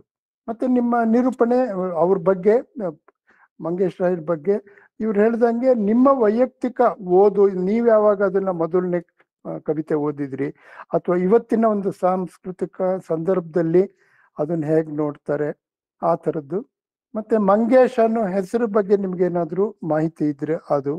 ಲತಾ ಮಂಗೇಶ್ಕರ್ ಕೇಳಿರ್ತಿರಲ್ಲ, ಯಾರು ಈ ಮಂಗೇಶ ಅಂತ ಸಾಮಾನ್ಯ ಮಗುವಿಗೆ ಪ್ರಶ್ನೆ ಇರುತ್ತೆ. ಇದನ್ನೆಲ್ಲ ಸೇರಿಸಿ ಮಾತಾಡಿದ್ರೆ ಅದು ಹೆಚ್ಚು ಅರ್ಥಪೂರ್ಣನಾಗುತ್ತೆ. ಆದ್ರೆ ಚೆನ್ನಾಗಿ ಓದಿದ್ರಿ, ಮತ್ತೆ ಒಳ್ಳೆ ಆಯ್ಕೆ, ವೆರಿ ಗುಡ್. ನಾನ್ ಇಲ್ಲ, ಕಥೆನಲ್ಲಿ ಅದೇ ಗಣನಾಥ್ ಸರ್ ಹೇಳಿದ್ದು ಎಲ್ಲಾ ಅಂಶನೂ ಒಳಗೊಂಡು ನನ್ಗೆ ಇನ್ನೊಂದು ಈ ಸಲ ಇದನ್ನ ಸಾಕಷ್ಟು ಸಲ ಓದಿದಾಗ ಅಥವಾ ಕೇಳಿಸ್ಕೊಂಡಾಗ್ಲೂ ಹೊಳೆದಿರ್ಲಿಲ್ಲ. ಈಗ ಈ ಸಂಭಾಷಣೆ ನಡಿಬೇಕಾದ್ರೆ ಈಗ ಅನ್ಸಿದ್ ನನಗೆ, ಅದು ಇಲ್ಲಿ ತನ್ನ ಒಂದು ಕಾಲನ್ನ ಕಳ್ಕೊಳ್ಳುತ್ತೆ ಮೊದಲಿಗೆನೆ. ಕಾಲ್ ಕಳ್ಕೊಂಡ್ಮೇಲೆ ಅದು ಕತ್ತಿ ಬರುತ್ತೆ ಅದಕ್ಕೆ. ಅಂದ್ರೆ ಅದಕ್ ನಮಗೆ ಪ್ರಿಯವಾದವ್ರನ್ನ ಬಿಡಿಸ್ಕೊಳ್ಳೋದಕ್ಕೆ ನಾವು ಏನನ್ನಾದ್ರೂ ಕಳ್ಕೊಳ್ಳೋಕೆ ಸಿದ್ಧವಿರ್ತೀವಿ ಅನ್ನೋದು ಒಂದು ನನಗೆ ಈಗ ಹೊಳೆದಿದ್ದದು. ಅಂದ್ರೆ ಒಂದು ಪ್ರಾಮಾಣಿಕವಾಗಿ ನಾವು ಇಂಥದನ್ನ ಮಾಡ್ಬೇಕು ಅಂದಾಗ ಏನೇನೋ ಕಷ್ಟಗಳು ಏನೇ ಇದ್ರುನು ಅವನ್ನೆಲ್ಲ ಎದುರಿಸ್ಕೊಂಡು ಆ ಸವಾಲ್ನೆಲ್ಲ ತಗೊಳ್ತಾ ಮುನ್ಸಾಕ್ತಿವಿ, ಮತ್ತೆ ಯಶಸ್ಸು ಕೂಡ ಪಡಿತೀವಿ. ಯಾಕಂದ್ರೆ ಆ ಇಲಿನ ಗಂಡಿಲಿನ ಸಾಯಿಸ್ಬೋದಿತ್ತು ಒಮ್ಗೆ, ಬಟ್ ಈ ಕಥೆನಲ್ಲಿ ಒಂದು ರೂಪಕವಾಗಿ ಬಹಳ ಚೆನ್ನಾಗಿ ಬಂದಿದೆ. ಸೊ ನನಗೆ ಅದೊಂದು ವಿಷಯ ತುಂಬಾ ಗಟ್ಟಿ ಅನ್ನಿಸ್ತು.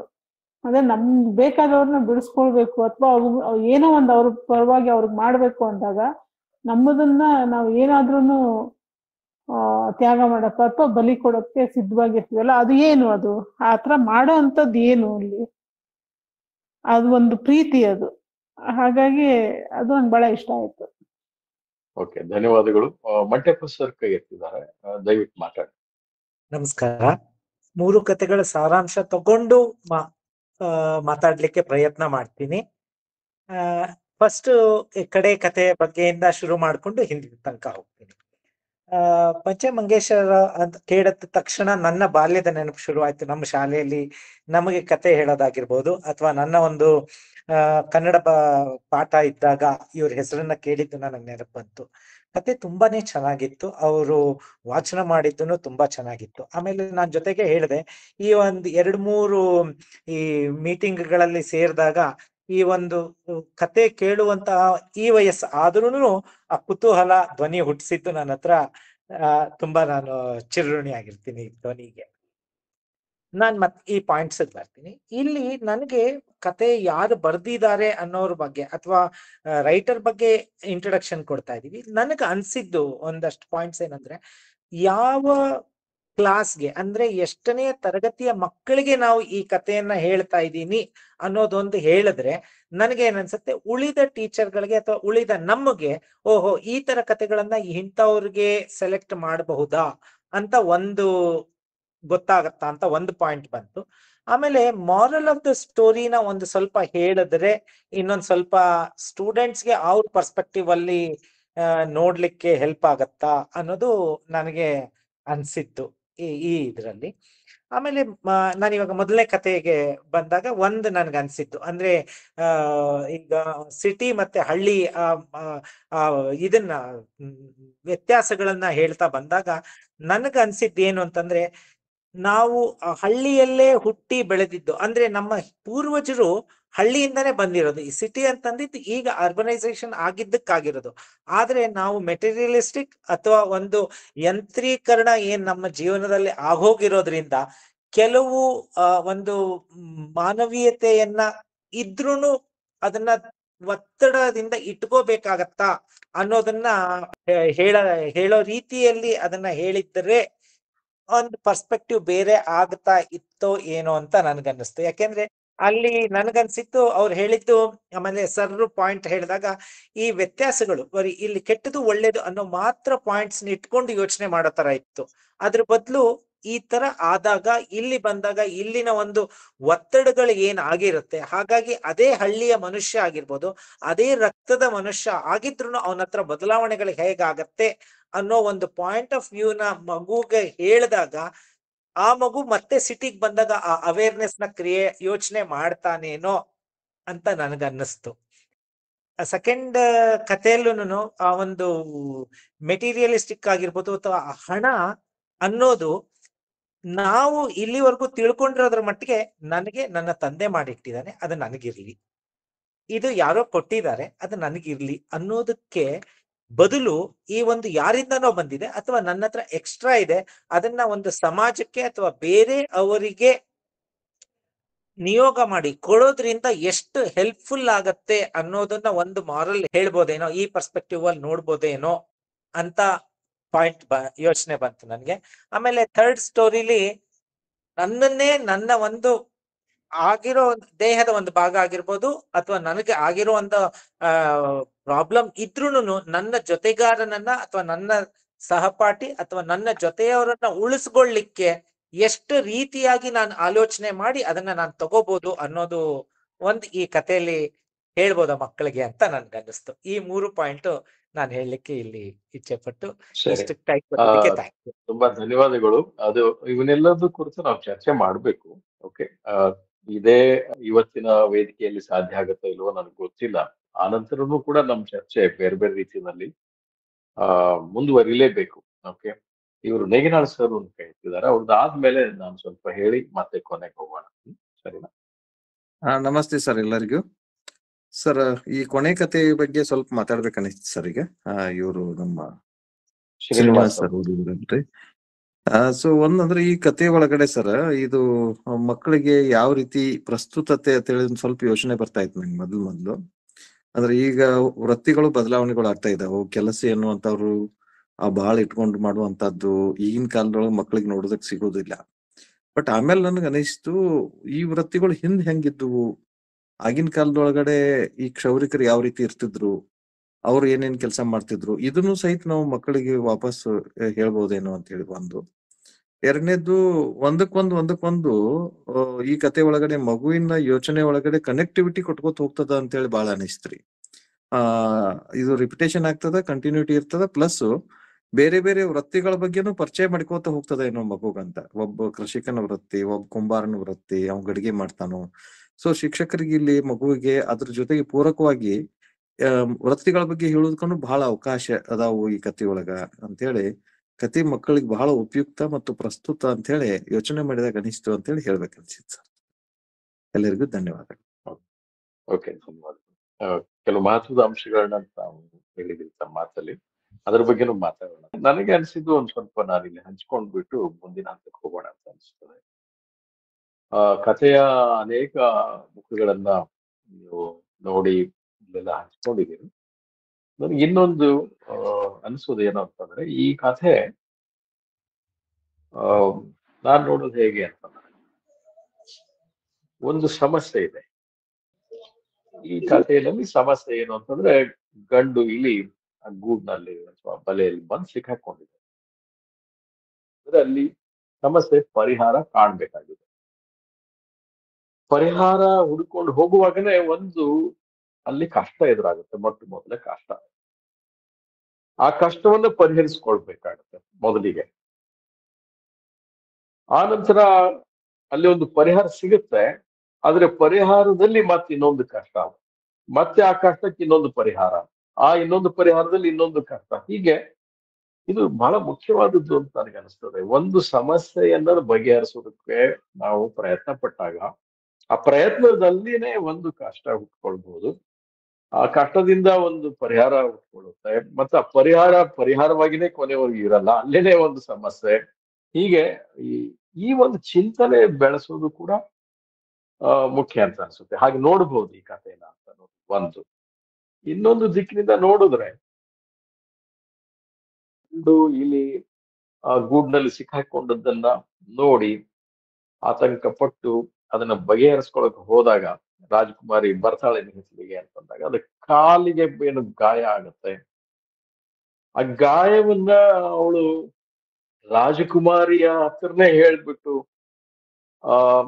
ಪರಿಹರಿಸ್ಕೊಳ್ಳಿಲ್ಲ. ಯಾಕೆ ಇಷ್ಟೊಂದು ಸುತ್ತಾಡ್ಬೇಕಾಯ್ತು? ಅಂದ್ರೆ ಒಂದು ಸಮಸ್ಯೆಯನ್ನ ನಾವು ನೇರವಾಗಿ ತಕ್ಷಣ ಪರಿಹಾರ ಮಾಡ್ಕೊಳ್ಳೋಕೆ ಇಷ್ಟಪಡಲ್ವಾ? ಹೇಗೆ? ಮನುಷ್ಯ ಸ್ವಭಾವದಲ್ಲಿ ಹೀಗೇನಾದ್ರೂ ಇದೆಯಾ? ಈ ತರದ ಕೆಲವು ಪ್ರಶ್ನೆಗಳನ್ನ ನಾವು ಅಲ್ಲಿ ಕೇಳ್ಕೊಳ್ಬಹುದು ಅಂತ ಅನ್ಸುತ್ತೆ. ಅಂದ್ರೆ ಇದು ಒಂದು ರೀತಿ ಮಕ್ಕಳ ಕಥೆಯಾಗಿ, ಜನಪದ ಶೈಲಿಯ ಮಕ್ಕಳ ಕಥೆಯಾಗಿ, ಸಾಕಷ್ಟು ಪುನರಾವರ್ತನೆ ಇರುವ ಕಥೆಯಾಗಿ, ಸುಂದರ ಕಥೆಯಾಗಿ ಇದ್ರೂ ಕೂಡ ಯಾವುದೋ ಕೆಲವು ಆಗಿನ ಅಥವಾ ಅದು ಹೇಳದೆ ಹೋದ್ರು ಕಥೆಗಾರರ ಮನಸ್ಸಲ್ಲಿ ಅದು ಇದೆ ಇಲ್ಲೋ ನನಗೂ ಗೊತ್ತಿಲ್ಲ. ಅದು ಕೇಳುಗರಾಗದ ನಮ್ಮ ಮನಸ್ಸಿನಲ್ಲಿ, ಕೆಲವರ ಮನಸ್ಸಿನಲ್ಲಿ ಆದ್ರೂ ಈ ವಿಚಾರಗಳು ಹುಟ್ಟಬಹುದು. ಈ ದಿಕ್ಕಿನಲ್ಲಿ ನಮ್ಮ ಒಂದು ಸಂವಾದ, ಅಂದ್ರೆ ಮಕ್ಕಳೊಂದಿಗಿನ ಸಂವಾದವು ಕೂಡ ಅವರವರ ವಯೋಮಾನ ನೋಡಿಕೊಂಡು ಈ ರೀತಿಯ ಪ್ರಶ್ನೆಗಳನ್ನ ಕೇಳ್ಕೊಳ್ಳೋದ್ರ ಮೂಲಕ ಒಂದು ಅರ್ಥಪೂರ್ಣವಾದ ಓದನ್ನ ಸಾಧ್ಯ ಮಾಡ್ಕೊಳ್ಬಹುದು ಅಂತ ನನಗೆ ಕೂಡ ಅನಿಸ್ತು. ಇಷ್ಟನ್ನ ಹೇಳ್ಬಿಟ್ಟು ಸದ್ಯಕ್ಕೆ ನಾನು ನಿಲ್ತೀನಿ. ಮತ್ತೆ ಈ ಪ್ರಶ್ನೆಗಳನ್ನ ಕೇಳ್ಕೊಳ್ಳೋಣ. ಎಲ್ಲಾ ಪ್ರಶ್ನೆಗಳಿಗೂ ಇಲ್ಲೇನೆ ಉತ್ತರ ಸಿಗ್ಲಿಕ್ಕಿಲ್ಲ. ಈಗ ಡಾಕ್ಟರ್ ಗಣನಾಥ್ ಅವರು ತಮ್ಗೆ ಏನ್ ಅನ್ಸುತ್ತೆ ಅದನ್ನ ಹೇಳ್ಬೋದು. ಅದು ಈಗ ಇದೆಲ್ಲ ಸರಿ ಆಯ್ತು. 3 ಕಥೆಗಳು, ಅದ್ರ ಬಗ್ಗೆ ಸಾಕಷ್ಟು ಚರ್ಚೆ ಆಯ್ತು. ಅದ್ರ ಮಧ್ಯದಲ್ಲಿರೋ ಸಂಬಂಧಗಳು, ಕತೆ ಒಳಗಿರೋ ಅಂಶಗಳು, ಮಗುವಿನ ಮನಸ್ಸ ಮೇಲೆ ಅಥವಾ ಓದುಗರ ಮನಸ್ಸ ಮೇಲೆ ಆಗೋ ಪರಿಣಾಮ, ಈ ಚರ್ಚೆ ಎಲ್ಲ ಒಂದು ಅರ್ಥದಲ್ಲಿ ಒಂದು ಹಂತಕ್ಕೆ ಬಂತು. ಚೆನ್ನಾಗಿತ್ತು. ನಾನು ಸ್ವಲ್ಪ ಜನರಲ್ ಆಗಿ ಕಥೆಯ ಉದ್ದೇಶ ಏನು, ಅದರಲ್ಲೂ ಶಾಲಾ ಮಕ್ಕಳಿಗೆ ಕತೆ ಓದೋದು ಸಹಜ, ಮತ್ತೆ ಅದು ಆಗ್ತಲೇ ಇರುತ್ತೆ. ಯಾವ ಭಾಷೆ ಕಲಿಯೋ ಹಾಗಿದ್ರು ಅದು ಆ ಭಾಷೆಯ ಕಥೆಗಳನ್ನ ಮಗು ತಾನೇ ಓದುದು ಅಥವಾ ಶಿಕ್ಷಕರು ಓದುದು ಪರಿಪಾಠ ಬಂದಿದೆ, ಎಷ್ಟೋ ವರ್ಷಗಳಿಂದ ಬಂದಿದೆ. ಅದರ ಉದ್ದೇಶ ಏನು ಅನ್ನೋದ್ರ ಬಗ್ಗೆನೆ ಒಂದೆರಡು ಮಾತಾಡ್ಬೇಕು ಅಂತ ಅನ್ಕೊಂಡೆ. 2 ಅಂಶಗಳು ನಮ್ಗೆಲ್ಲ ಗೊತ್ತಿರುವಂಥದ್ದು, ವಸ್ತು ಮತ್ತು ನಿರೂಪಣೆ. ಕಥೆಯಲ್ಲಿ ಒಂದು ವಸ್ತು ಇರುತ್ತೆ, ಕಥೆನ ಆ ಕಥೆಗಾರರು ಯಾವುದೋ ಒಂದು ರೀತಿಯಲ್ಲಿ ನಿರೂಪಿಸಿರ್ತಾರೆ. ನಾವು ಓದುವಾಗ ಅದನ್ನೇ ಕೆಲವು ರೀತಿನಲ್ಲಿ ಕೆಲವರು ಚೆನ್ನಾಗಿ ಓದೋರು ಅಥವಾ ಕೆಲವರು ಆಗ್ತಾನೆ ಕಲಿತಾ ಇರೋರು ಈ ರೀತಿ ಬೇರೆ ಬೇರೆ ವಿಷಯಗಳಾಗುತ್ತೆ. ಆದ್ರೆ ಮಗುವಿಗೆ ತಲುಪುವಾಗ ಇವೆಲ್ಲ ಸರಿ ಇದ್ರೆ ಮಾತ್ರ ಮಗುವಿಗೆ ಫೈನಲ್ ಆಗಿ ಮಗುವಿನ ಕಿವಿಗೆ ಬೀಳುತ್ತಲ್ವ, ಅಲ್ಲಿ ಆಗೋ ಪರಿಣಾಮ ಇದೆಲ್ಲದ್ರ ಮೇಲೆ ಡಿಪೆಂಡ್ ಆಗಿರುತ್ತೆ. ಹಾಗಾಗಿ ಎಲ್ಲಾ ಹಂತಗಳಲ್ಲೂ ಸರಿಯಾದ್ರೆ ಮಾತ್ರ ನಿಮ್ಮ ಉದ್ದೇಶಗಳು ಸಾರ್ಥಕ ಆಗುತ್ತೆ. ಆ ದೃಷ್ಟಿಯಿಂದಲೂ ಸಾಕಷ್ಟು ಹೋಮ್ವರ್ಕ್ ಮಾಡಿಕೊಂಡು ಅದ್ರ ಬಗ್ಗೆ ತರಬೇತಿಗಳು ಮತ್ತೆ ಆಯ್ಕೆಗಳು, ಬೇಕಾದ ಒಂದು ಲೈಬ್ರರಿ, ಇವೆಲ್ಲ ಬಹಳ ಉಪಯುಕ್ತ. ಮತ್ತೆ ಬಹಳ ಕಷ್ಟ ಏನಿಲ್ಲ, ಸಾಕಷ್ಟು ಚಿಂತನೆ ಆಗ್ಬೇಕು ಅನ್ನೋದು ನನಗೆ ಅನ್ನಿಸ್ತಾ ಇತ್ತು. ಇನ್ನೊಂದು ಅನ್ನಿಸ್ತಾ ಇದ್ದಿದ್ದು ಬಹಳ ಸರಿ ಆಗಿದೆ, ನನ್ನ ಸಬ್ಜೆಕ್ಟ್ ಗಣಿತ ಆಗ್ಲೇ ಅವ್ರು ಹೇಳಿದ್ರು, ಅಲ್ಲಿ ಕೂಡ ಇದು ಕಾಣಿಸುತ್ತೆ. ಮಕ್ಕಳ ಸಾಮರ್ಥ್ಯದ ಬಗ್ಗೆ ನಮಗೆ ಒಂಚೂರು ಅಳುಕಿದೆ, ಮಕ್ಕಳಿಗಿಲ್ಲ, ನಮಗೆ ಒಂದಿಷ್ಟು ಅಳುಕಿದೆ ಅನ್ನೋದು ಮತ್ತೆ ಮತ್ತೆ ಕಾಣಿಸುತ್ತೆ. ಹಾಗಾಗಿ ಮಕ್ಕಳಿಗೆ ಏನ್ ಹೇಳ್ಬೋದು, ಅವ್ರಿಗೊಂದು ಉಪದೇಶ ಕೊಡ್ಬೋದಾ, ಅವ್ರಿಗೆ ಅಷ್ಟೆಲ್ಲ ಅರ್ಥ ಆಗಲ್ಲ, ಹೇಗ್ ಸಾಧ್ಯ, ಈ ರೀತಿ ನಮ್ಮ ಒಂದು ಚಿಂತನೆ ಇರುತ್ತೆ. ಆದ್ರೆ ಇತ್ತೀಚಿನ ಸಂಶೋಧನೆಗಳು ಏನ್ ಹೇಳ್ತಾ ಇದೆ, ಆ ರೀತಿಯ ಒಂದು ಮಕ್ಕಳ ಬಗ್ಗೆನ ಅಸಂಪ್ಷನ್ ಅಷ್ಟೇನು ಸರಿ ಇರ್ಲಿಲ್ಲ ಅಂತ. ಅದು ಎಷ್ಟೋ 50 ವರ್ಷಕ್ಕೆ ಒಂದೊಂದ್ಸಲಿ ಬದಲಾವಣೆ ಆಗ್ತಾ ಇರೋದನ್ನು ನಾವು ಗಮನಿಸ್ಬೋದು. ಇತ್ತೀಚಿನ NEP ನಲ್ಲಿ ಕೂಡ ಇದು ಕತೆಗೋದಕ್ಕೂ ನೇರವಾಗಿ ಏನು ಸಂಬಂಧ ಇಲ್ಲ, ಆದ್ರೆ ಮಗುವಿನ ಸಾಮರ್ಥ್ಯ, ನಮ್ಮ ಸಾಮರ್ಥ್ಯ ಕಡಿಮೆ ಇರೋದ್ರಿಂದ ಮಗುವಿನ ಸಾಮರ್ಥ್ಯನ ನಾವು ಗುರುತಿಸಕ್ ಬರ್ತಾ ಇಲ್ಲ ಅಂತ ಒಂದು ರಫ್ ಆಗಿ ಹೇಳ್ತಾ ಇದ್ದೀನಿ. ಹಾಗಾಗಿ ಮಗು ಕತೆ ಕೇಳುವಾಗ ಈಗ ತಾನೇ ಒಂದು ಚರ್ಚೆ ಬಂತು, ಯಾವ ತರಗತಿ ಅನ್ನೋದು ನಮಗೆ ಬೇಕಾಗಿದೆ. ಯಾವುದೋ ಒಂದು ಕತೆ ಸಪೋಸ್ ಅದಕ್ಕಿಂತ ಕಡಿಮೆ ತರಗತಿಗೆ ಅದನ್ನ ಓದ್ತೀವಿ, ಯಾವುದೋ ಕತೆ 6ನೇ ತರಗತಿ ಅಂತ ಒಂದು ಚಿಂತನೆ, ನಾವಿಲ್ಲ 3ನೇ ತರಗತಿ ಮಕ್ಕಳಿಗೆ ಅದನ್ನು ಓದ್ತೀವಿ ಅಂದ್ರೆ ಓದುವ ರೀತಿ, ಮಗುವಿನ ಒಂದು ಪ್ರಬುದ್ಧತೆ, ಮಗುವಿನ ಒಂದು ಹಿನ್ನೆಲೆ, ಆಗ್ಲೇ ಮಗುವಿಗೆ ಕತೆನ ಗ್ರಹಿಸುವಂತ ರೀತಿಯಿಂದ 3ನೇ ತರಗತಿ ಮಗು ಕೂಡ ಇದು ಉಪಯೋಗ ಆಗುತ್ತೆ. ಅಂದ್ರೆ ಅವ್ರ ಸಾಮರ್ಥ್ಯ ಸಾಕಷ್ಟು ಇರುತ್ತೆ, ನಮ್ಮ ಸಾಮರ್ಥ್ಯ ಸಾಕಷ್ಟು ಇರಲ್ಲ ಅಂತಲೇನೋ ನಾವು ಯೋಚನೆ ಮಾಡೋದು ಒಳ್ಳೇದು. ಹಾಗಾಗಿ ಕಥೆಯ ಉದ್ದೇಶಗಳನ್ನ ನಾವು ಇಷ್ಟು ವರ್ಷ ಏನ್ ಅಂದ್ಕೋತಾ ಇದ್ದೀವೋ ಸಾಮಾನ್ಯವಾಗಿ ಅದಕ್ಕಿಂತ ಸ್ವಲ್ಪ ಹೊರಗಡೆ ಹೋಗಿ ಇನ್ನು ವಿಶಾಲಾರ್ಥದಲ್ಲಿ ಅದನ್ನ ನೋಡೋದು ಉತ್ತಮ ಅಂತ ಹೇಳ್ಬೋದು. ಅದನ್ನ ಕತೆ ತಗೊಂಡು ಚರ್ಚೆ ಮಾಡ್ಬೋದು. ಆದ್ರೆ ಒಟ್ಟಾರೆ ಚರ್ಚೆ ಮಾಡಿದ್ಮೇಲೆ ಈ ಅಂಶಗಳನ್ನ ಆಯಾ ಕಥೆನಲ್ಲಿ ನಾವು ಸೇರಿಸ್ಬೋದು. ಎರಡನೇದಾಗ್ಲೇ ಬಂದಿದೆ, ಅದೇನಂತಂದ್ರೆ ಕಥೆಯಲ್ಲಿ ಎಷ್ಟೋ ಪದಗಳಿವೆ, ಅವರು ಶ್ರೀನಿವಾಸ್ ಓದಿದ್ರು, 1,000 ಆ ಥರ ಪದಗಳು ಇರ್ಬೋದು ಅಂತ ಕಾಣುತ್ತೆ. ಅದಕ್ಕಿಂತ ಮೊದಲು ಒಂದಿಷ್ಟು ಹೇಳೋದಿರುತ್ತೆ, ಅದಾದ್ಮೇಲೂ ಹೇಳೋದಿರುತ್ತೆ. ಬರೀ ಕತೆ ಓದಿದ್ರೆ ಮಗುವಿಗೆ ಅರ್ಥ ಆಗುತ್ತೆ ಅನ್ನೋದು ಪೂರ್ತಿ ನಿಜ ಅಲ್ಲ. ಸಾಮರ್ಥ್ಯ ಇರುತ್ತೆ ಅಂತ ನಾವು ಮಾತಾಡ್ತಾ ಇದ್ದೀವಿ, ಆದ್ರೂ ಕೂಡ ಅಷ್ಟು ಮಾತ್ರ ವಿತೌಟ್ ಎನಿ ಗೈಡೆನ್ಸ್ ಅವ್ರಿಗೆ ಅದು ಆಗುತ್ತೆ ಅಂತ ಹೇಳಕ್ಕಾಗಲ್ಲ. ಎಲ್ಲರಿಗೂ ಆಗುತ್ತೆ ಅಂತ ಖಂಡಿತ ಹೇಳಕ್ಕಾಗಲ್ಲ, ಯಾವುದೋ ಒಂದು ಮಗುಗೆ ಅದು ಬೇಕಾಗುತ್ತೆ. ಅದರಿಂದ ಕತೆ ಓದೋದು ಅದಕ್ಕೆ ಮೊದಲು, ಅದಾದ್ಮೇಲೆ ಕೆಲವೊಮ್ಮೆ ಕತೆ ಒಳಗಡೆನೆ ನಾವೊಂದು ನಮ್ಮ ಅಂಶಗಳನ್ನ ಸೇರಿಸ್ಬೇಕು. ಅದ್ರ ವ್ಯತ್ಯಾಸ ಮಗುಗಂತೂ ಗೊತ್ತಿರ್ಬೇಕು, ಯಾವ್ದು ಕತೆ ಯಾವ್ದು ಇವ್ರು ಹೇಳ್ತಾ ಇದ್ದಾರೆ, ಅದನ್ನ ತುಂಬಾ ಸ್ಪಷ್ಟವಾಗಿ ಮಾಡ್ಬೇಕು. ಹಾಗಾಗಿ ಒಂದು ಕ್ರಮ ಬೆಳೆಯುತ್ತೆ ಅನ್ನೋದು ನನ್ನ ಅಭಿಪ್ರಾಯ. ಕತೆ ಕೇಳಿದಾಗ ನನ್ನ ಮನಸ್ಸಲ್ಲಿ ಏನಾಗ್ಬೇಕು ಅಂತ ಮಗುವಿಗೆ ಒಂದು ಕ್ರಮನ over the period of time ಕಲಿಸೋದು ಉತ್ತಮ ಅಂತ ನನಗೆ ಅನ್ನಿಸ್ತಾ ಇರುತ್ತೆ.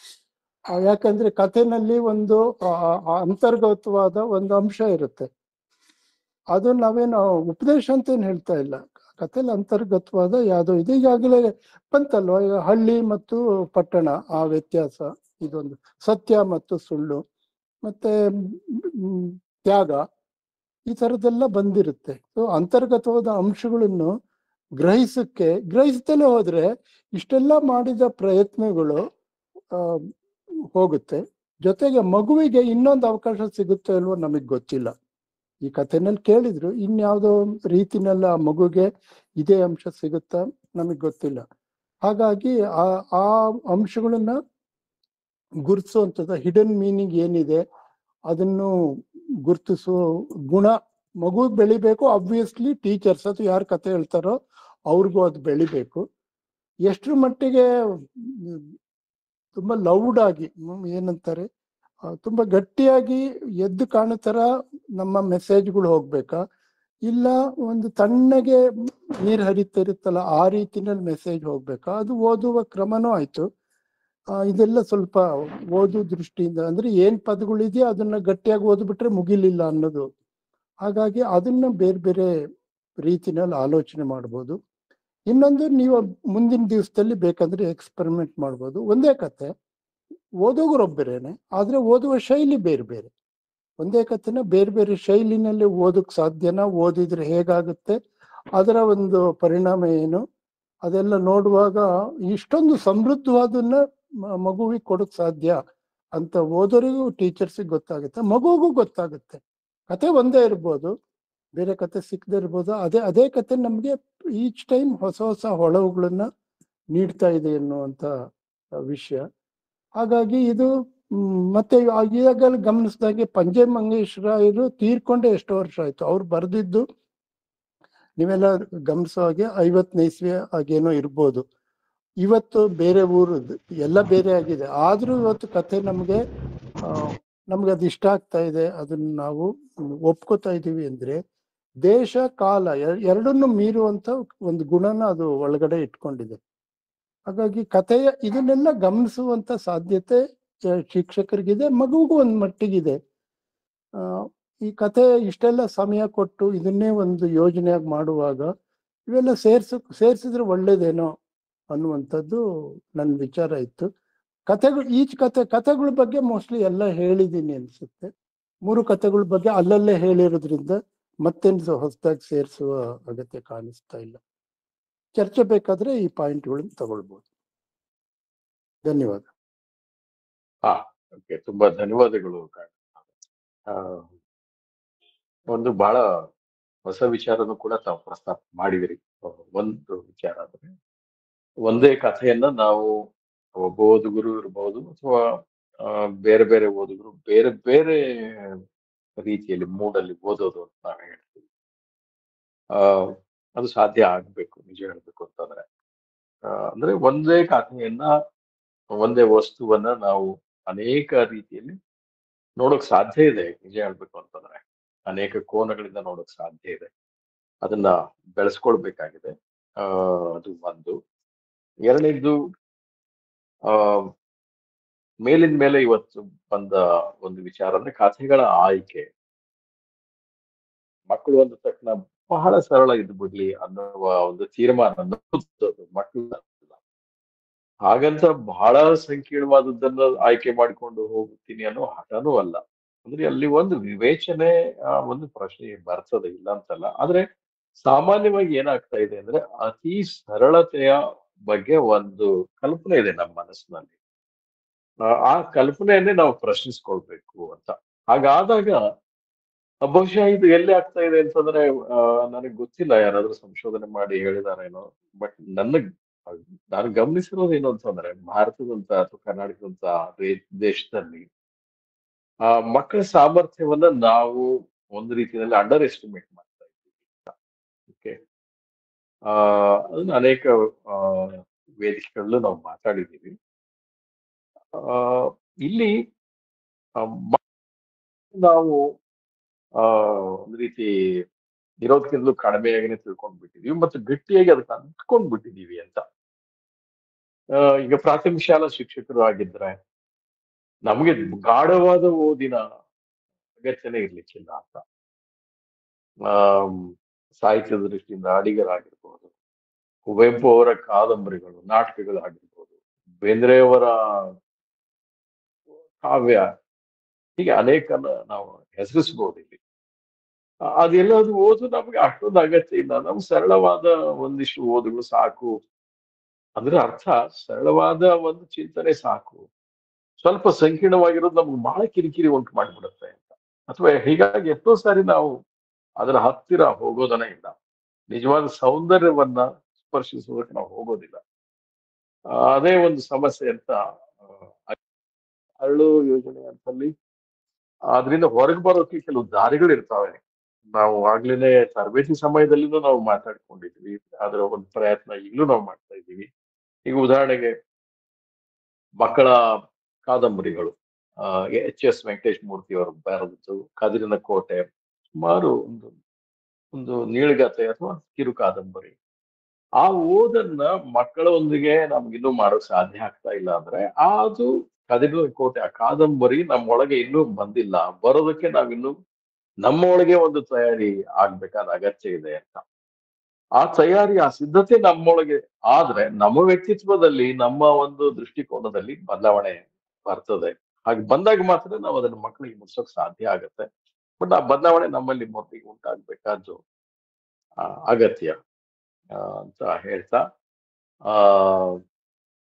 ಆ ನಂತರ ನಡೆದ ಸಂವಾದ ಇನ್ನೂ ಹೆಚ್ಚು ಅರ್ಥಪೂರ್ಣವಾಗಿತ್ತು ಅನ್ನೋದನ್ನ ಮತ್ತೊಂದ್ಸರಿ ನಾನು ಹೇಳ್ತಾ, ಭಾಗವಹಿಸಿದ ಎಲ್ಲರಿಗೂ ಧ್ವನಿ ಪರವಾಗಿ ಎಲ್ಲರಿಗೂ ನಮಸ್ಕಾರ. ಮತ್ತೆ ಸಿಗೋಣ ಮುಂದಿನ ವಾರ. Thank you.